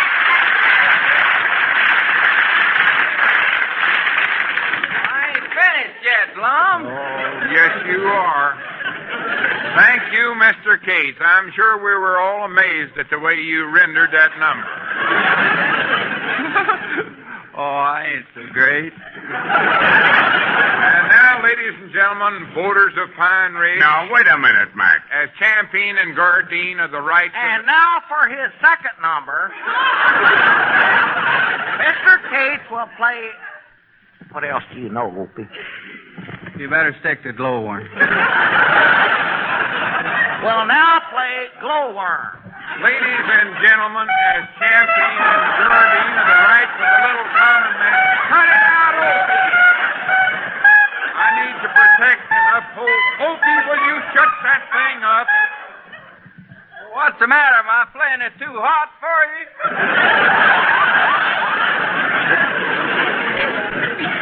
No, too often. Abner, will you take your talented friend and rock that clarinet? Hey, Sweeney, what are you doing there? Just what I come down here to do, opening this confounded candy machine. Uh-oh. Ladies and gentlemen, you're about to witness the showdown of the... forces of evil as represented by Mr. Sweeney here and me, honest lawmaker, candidate for mayor. That flaming open, shut that thing up! When? Look here. Uh-oh. Sweeney's got the machine open. Get the camera ready, Mose. Mr. Sweeney, would you mind holding Abner's nickel up so as we can get a picture of it? I'd love to. Here it is. Go ahead, shoot. Got it! Fine. I'd like to get a print of that picture. Might come in handy at the trial. Trial? What trial? Yours. This ain't a nickel you bird stuck in there. It's a slug. A slug? Yeah, a slug. How do you reckon that got in there? Abner Peabody, you traitor, Now, you double-crosser, you Arnold Benedict. Now, wait just a minute now, Lum. Wait a minute. You said you want some publicity, didn't you? Well, sure, but Well, I dog is you're going to get it then. Just look what I used for a slug. Yeah, it's a little tin button. Says, vote for honest Lum.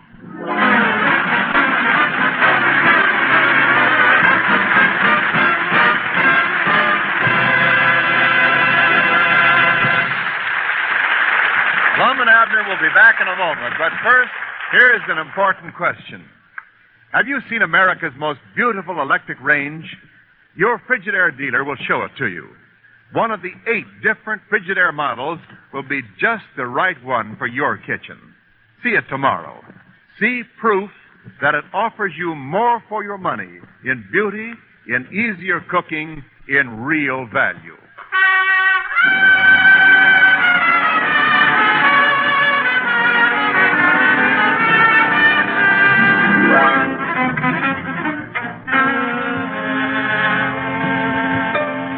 Lum, I wish you'd stop moping around the store now. Things ain't as bad as you try to make out. I don't know how they could be any worse. Here I had a chance to win that election, but thanks to you, I lost it. Well, now, you don't need to feel so bad. Leastways, you never come in last. You nosed out Grover Cleveland by 2 votes.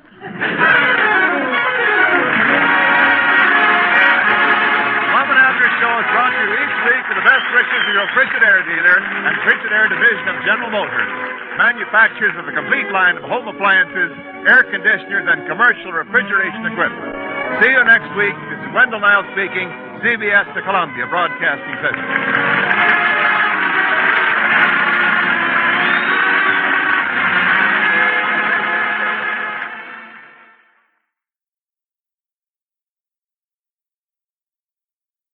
The Lum and Abner Show on the air for Frigidaire. Frigidaire, a division of General Motors, presents a brand new comedy show with Andy Devine, music by Opie Cates, and starring Lum and Abner.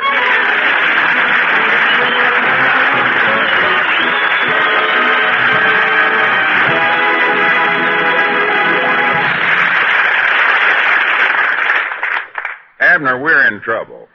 We're in real bad trouble. I've been reading this notice we just got from the bank. That promissory note for $200 we signed is past overdue. Uh-oh. When did we promissory to pay it? Last month. It says here, Messrs. Edwards and Peabody. Well, we're a couple of messes, all right. Your note for $200, which was payable on May the 1st, is now considerably overdue. They say that every time. Immediate payment is requested since the bank feels that you have already been granted more than enough grace. Who's Grace? Unless payment is received in full by return mail, the bank will be forced to take steps to collect the amount due. Well, they'll have to take mighty fast steps if they want to catch up with me. I'm leaving town while I still got a good reputation for paying my bills. Well, Abner, running away ain't the answer. It'll help. Wait a minute. I've got an idea. We'll have a spring clearance sale. We'll cut the prices of everything in the store. We better start now if we want to raise $200 in 24 hours. Long, we couldn't raise $24 and $200.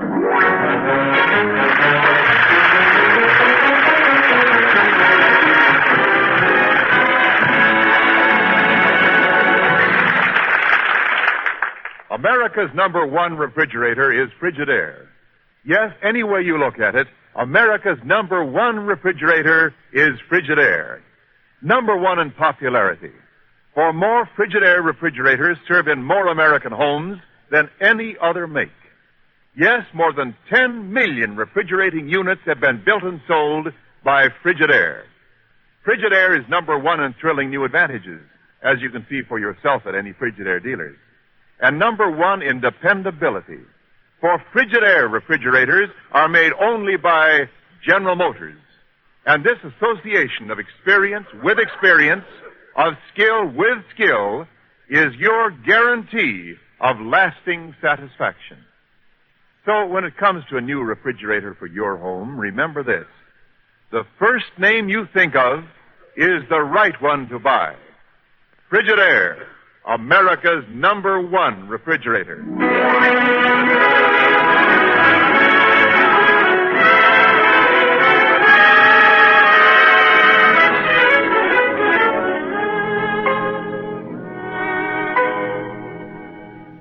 Hey, Lum, if we cut our prices in half, how are we going to make any money? Oh, I got that part of it all figured out. We just double the prices before we cut them in half. Oh! Well, let's get busy raising the prices then so we can start marking them down. Yeah.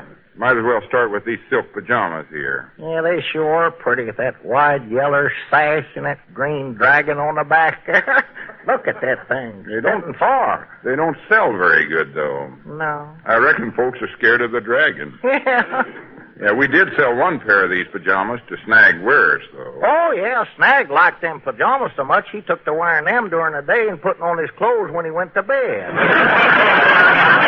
Maybe we can sell him another pair. Well, what's the price tag on them? $3. We'll reduce them to $4. Yes, sir. How much are them work pants tagged at? $5. And we'll cut them to $6. Good. And change the price on them blankets. Instead of $2.50, we'll chop them down to $4. You know, Lum, if anybody come in here before this sale started, he could save himself some money, you know.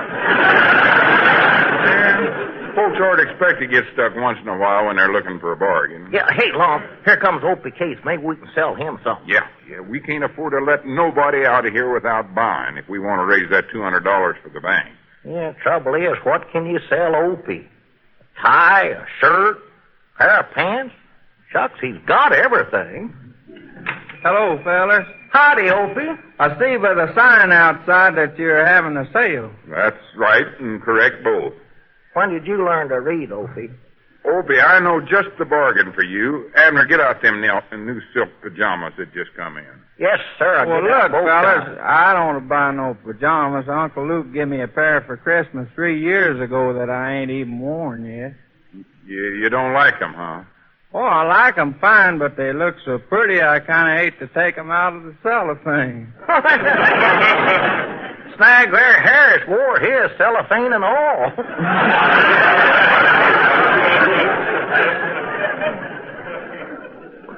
Of course, he crackled a little when he bent over.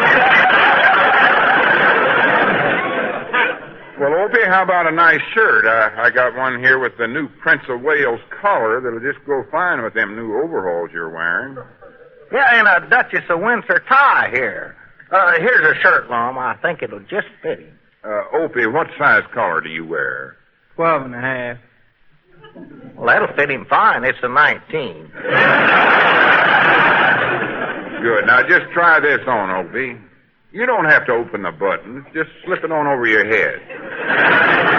No, don't even bother taking your hat off. There. Granny's, it kind of slips off the shoulders, don't it? Well, that's a new look, long and off the shoulders. Hey, them sleeves are kind of long, ain't they? Yeah, that's the way they're wearing them now, though, Opie. Just roll them up. Oh. Well, I can't seem to roll up this right sleeve. Step back, Lum. You're standing on the cuff.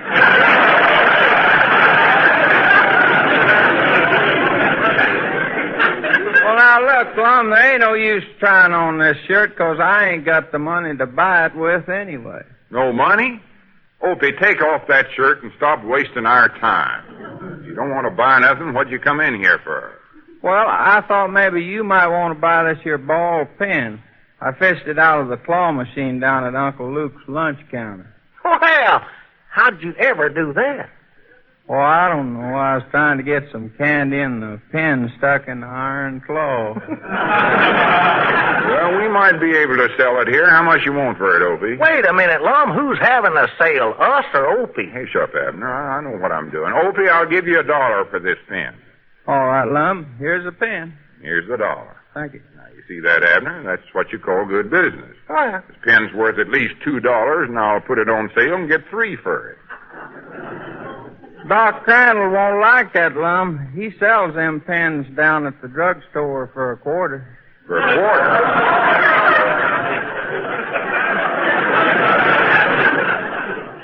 You know what I'm thinking, Lum? No, what? At the rate we're going, this spring clearance sale is going to run clean through next winter.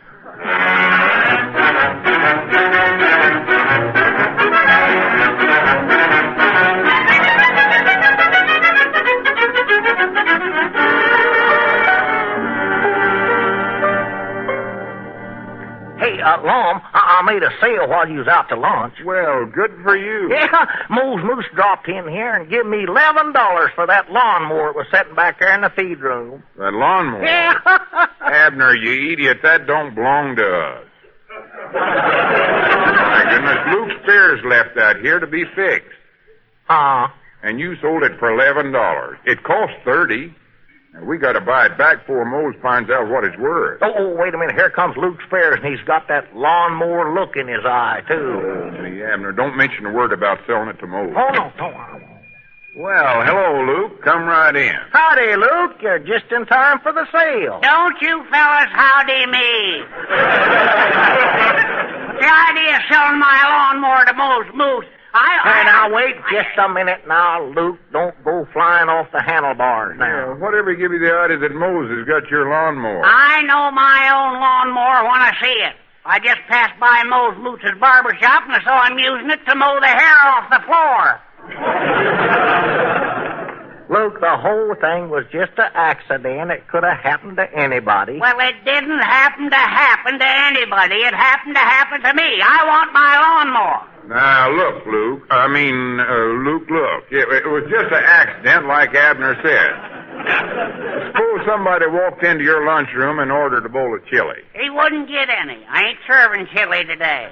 I suppose he came in tomorrow. I'm closed tomorrow. All right, suppose the fella comes in the day after tomorrow. Or Varney'd be starving to death by the time he gets that chili. All right, then forget the chili. Yeah, it gives me heartburns anyway.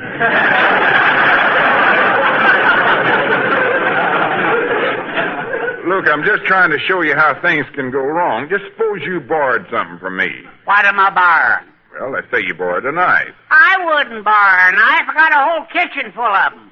Well, let's say you borrow a shovel. I got a shovel. All right, then, what haven't you got? My lawnmower. Maybe you can borrow that from Mose Moose. Now, you fellas listen to me. I'm tired of all this jaw wagging and fiddle faddle. Either I get my lawnmower back or I'll sue you. Oh, me alive. Luke, you wouldn't sue us. You're too nice a feller. You're too decent. Oh, yeah? When to change? He don't seem no different to me, Lum. He's just as mean as he ever was. Thank you, Abner. You're welcome, Luke. Hey, Abner, that lawnmower you sold me fell apart. Just look at it.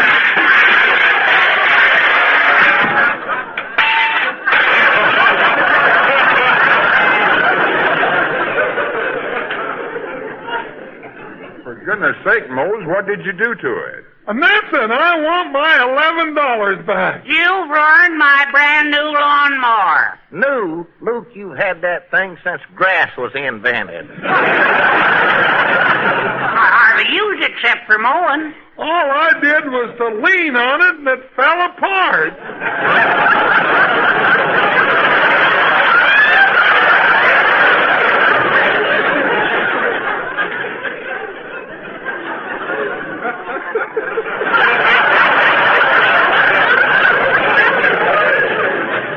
Well, no wonder the same thing would have happened to the Golden Gate Bridge.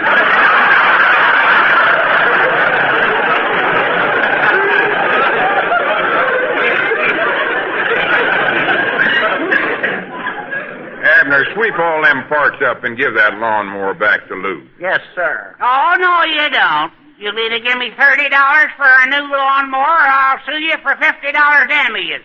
Goodbye. I reckon we better give him the $30, Lum. That's better than getting sued for $50. Yeah, that way we'll save $20. And incidental, that's the first money we've made since this sale started.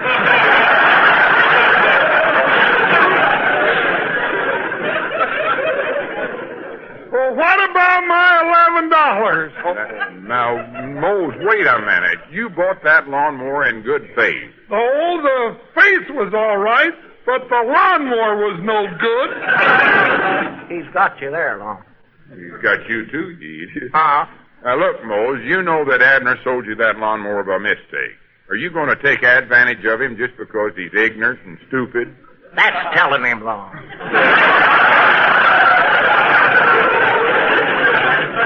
I'm surprised at you, Mose, knowing Abner like you do. How can you be so cruel to the poor little stupid varmint? Bless my heart. Bless my stupid little heart.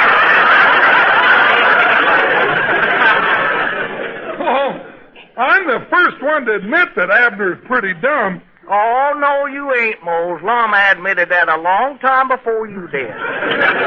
Mose, what I'm trying to prove is that you're taking an unfair advantage of the poor little idiot. Hey, Lum, come here a minute. Oh, excuse me a minute, Mose. What is it, Abner?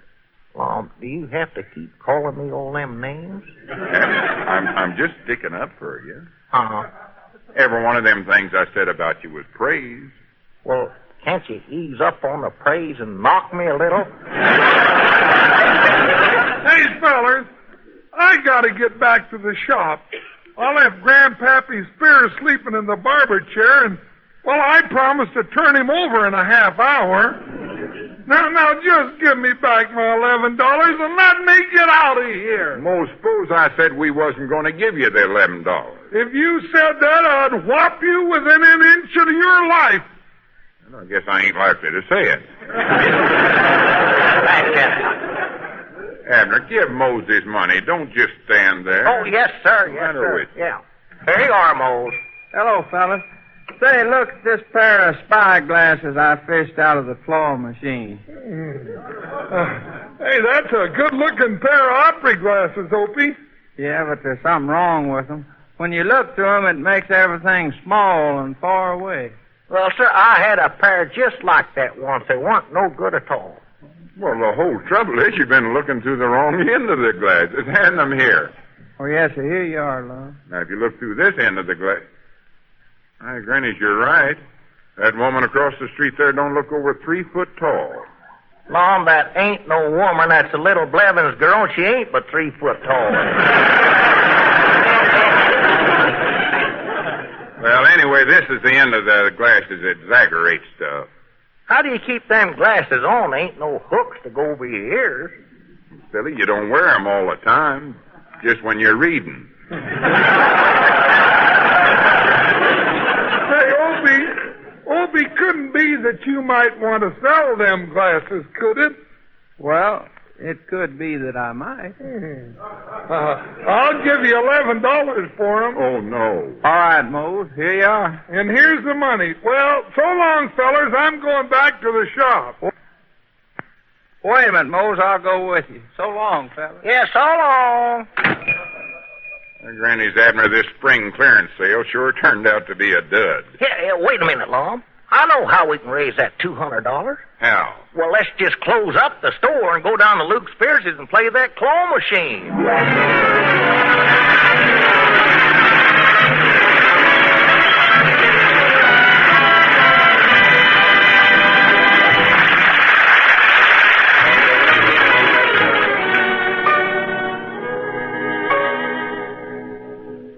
Abner, I don't know how we're going to raise that money. I can see the bank closing in on us now. I'm way ahead of you, Lum. I can see the poorhouse closing in on us.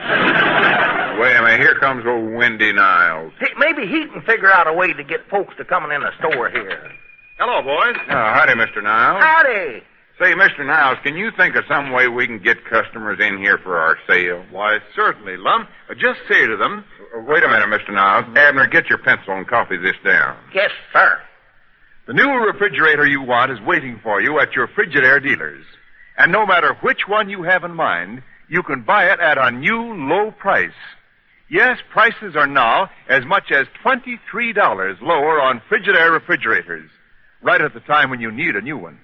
Now, for as little as $189.75, you can get a 6-cubic-foot, full family-size refrigerator packed with famous Frigidaire features. And there are over a dozen other Frigidaire models to choose from, each reduced in price, each proof that America's #1 refrigerator is America's #1 value. For safe cold from top to bottom, see the new Frigidaire. For a big, solid brass super freezer or a full-width super freezer chest, see the new Frigidaire. For the exclusive double easy quick cube ice trays, see the new Frigidaire. For a roomy, fully refrigerated hydrator, see the new Frigidaire. And most important of all, for the famous current-saving meter miser, simplest refrigerating mechanism ever built, see the new Frigidaire. Only in Frigidaire will you get them all. See your Frigidaire dealer without delay.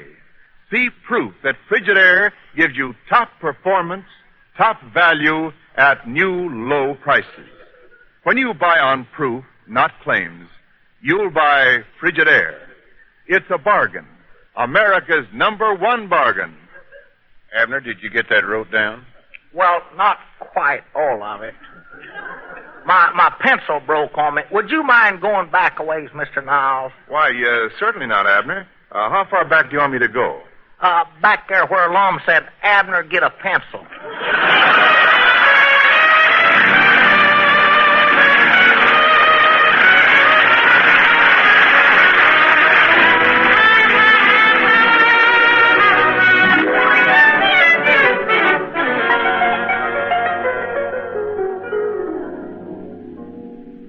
Abner, I made up my mind about one thing. We're never going to get in debt again. Well, I'm for that, Lum. Before I'd get myself in debt, I'd rather borrow the money.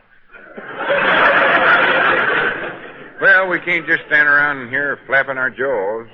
Abner, get out that book with the names of all them people that owes us money. Yes, sir. Maybe we can collect something from them. Yeah, I'll get it here.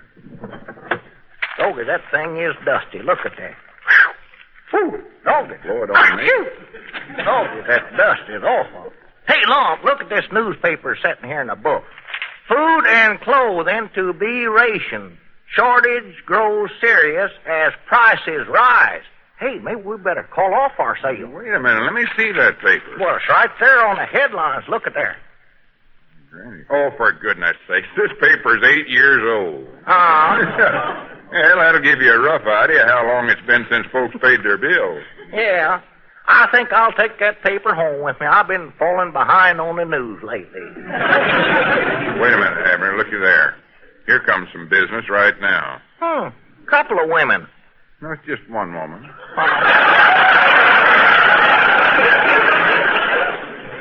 Well, there's enough there for two. Doggy, it's a Wither Abernathy. I never did see so much female in one dress. Granny's, I hate to wait on that laughing hyena. Look at that big smile on her face. She must have just heard some gossip about somebody. Yeah. Well, good morning, boys.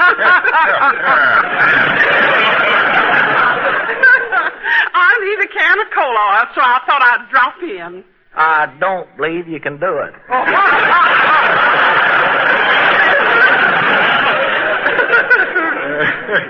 Well, we got plenty of bargains today with her. Just browse around the store. She can't do that, Lum. That's like telling a hippopotamus to browse around in a telephone booth. Is there anything in particular you're looking for with her? Well, I'd like a dress that I could put on around the house.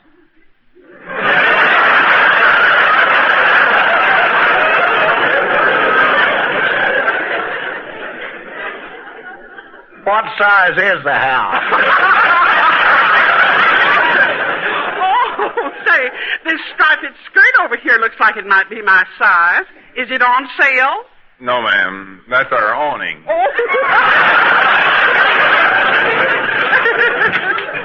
Hello, fellas. Yeah, howdy, Opie. Opie, you know the Widder Abernathy here.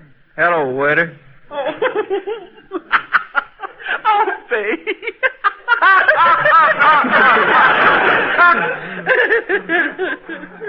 I guess I shouldn't have wore this bow tie without a collar.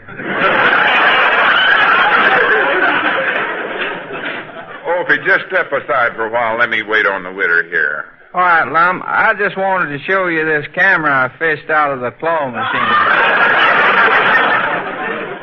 My, that's a pretty camera. Is it for sale?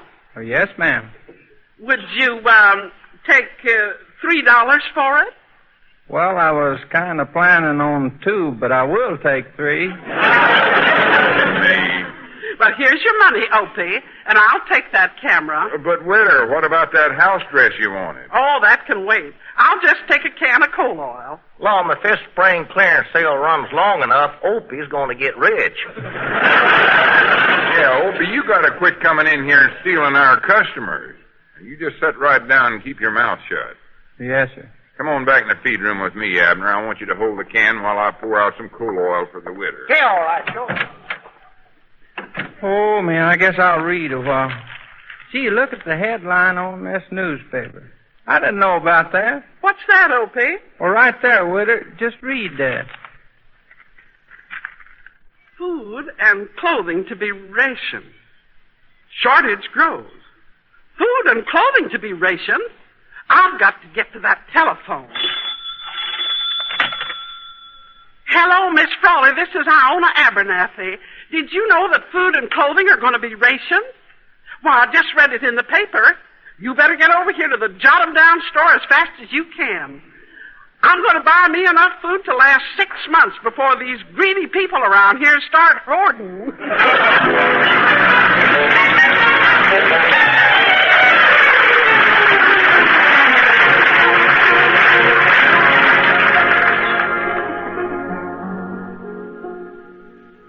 Now, hurry up with Miss Redfield's order, Abner, and don't forget them things for Miss Frawley. Doggie's a Widder Abernathy sure started things rolling with that big order of hers. 2 hours ago, we didn't have a customer. Now we're busier than 2 hound dogs with 1 bone. You know, the bank could hardly believe it when I gave him that $200. Smart Alex. I sure am glad we're out of debt. I'll never go in debt again as long as I live. No, sir. You know, Lum, if business keeps up like this, we're going to be out of stock, too. Well, I've already thought of that. I called up the wholesale house an hour ago, and they're on their way over here now from Mount Ida with a whole truckload of stuff. Well, good for you. There's that phone again. Yeah, I'll get it, Lum. I'll get it. Hello, Jot-em-down store, Abner Peabody talking. Well, howdy do you do, Miss Seastrong? How's Esri? His liver, huh? Oh, that's too bad. Is Esri sick? No, Lum. Seastrunks is going to have liver for supper tonight, and the cat got it first. Well, don't just stand there visiting. Get the order. We got a lot of delivers to get out. Mom? Well, we're all out of succotash, Miss Seastrong. Why don't you take a can of corn and a can of beans and throw them in the Mixmaster? You tried that. What happened? Well, you ought to have took them out of the cans first. Abner, will you hurry up and get done with that phone? I want you to help me fill these orders. Yes, Miss Seastrong? Well, I can tell you how to improve the taste of an onion. Just add some hamburger to it. Abner, will you stop that prattle-prattle? Give me that phone. Yeah, take it. I'm tired. Hello, Miss Seastrong. This is Lum Eddard. Now, what's the order? 1 can of Italian tomato paste, 1 box of grated cheese, can of olive oil, 2 green peppers, and 15 feet of clothesline. Well, that spaghetti might be tough, but it'll sure be tasty, I'll bet. All right. Goodbye, Miss Seastrong. Hello, fellas. Say, there's a truck outside with a lot of groceries and stuff. Oh, that's the wholesale man. I'll run back there and tell him to bring the stuff in the feed room. Howdy, fellas. Oh, hello, Mose. Lum, I just read the saddest thing, and I just had to come over here and tell you about it. Mose, we ain't got time for that now. We're awful busy. Well, it's right here in this magazine, Lum. Them poor varmints is just dropping off like flies. Well, what are you talking about? Oh, the people in the magazine. 99 out of 100 of them die every year. But who are they, Mose? Well, they call themselves octogenarians. Well, no wonder they die off quick. You can't get by just eating vegetables.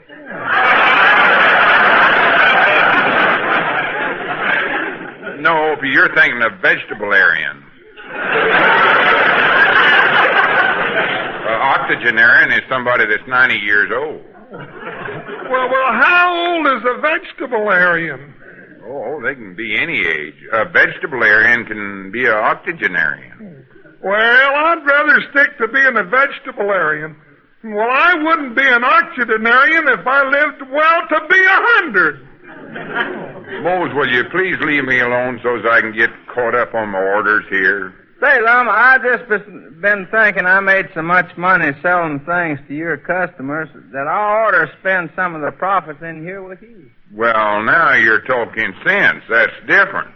Now, what about buying that shirt I showed you this morning? Well, Lum, I wanted to get something from a girl, Ellie Mae, but I don't think that shirt would fit her. Well, come on, Opie, make up your mind. Well, I think I know what I want. Good. What did you decide on? A package of lifesavers. Package of lifesavers? Yeah, lemon flavor. But that's a nickel. Well, Ellie's pretty special, so I don't mind spending that kind of money on her. Hey, Lum, the supply man's bringing the stuff in the feed room right now. Well, it's about time we're clean out of stock. Yeah. Grannies, what a day. I'm wore to a frazzle.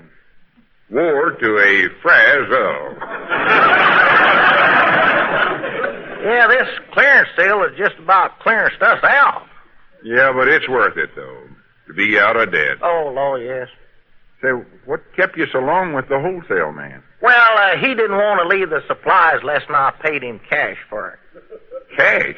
We ain't got no cash. Paying the bank, taking our last cent. Yeah, I know, but I straightened the whole thing out. Oh, well, good for you, Abner. I reckon you ain't as dumb as I think you are.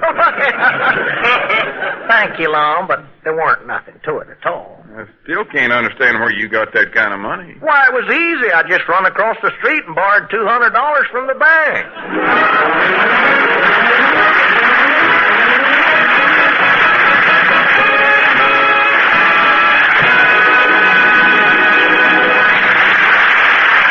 Lum and Abner will be back in a moment, but first here's an important question. You know which washer gets clothes really clean automatically?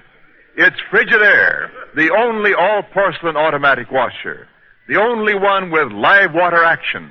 And it spins clothes drier, too. Many dry enough to iron immediately. See the Frigidaire all-porcelain automatic washer at your Frigidaire dealers. See live water action in action.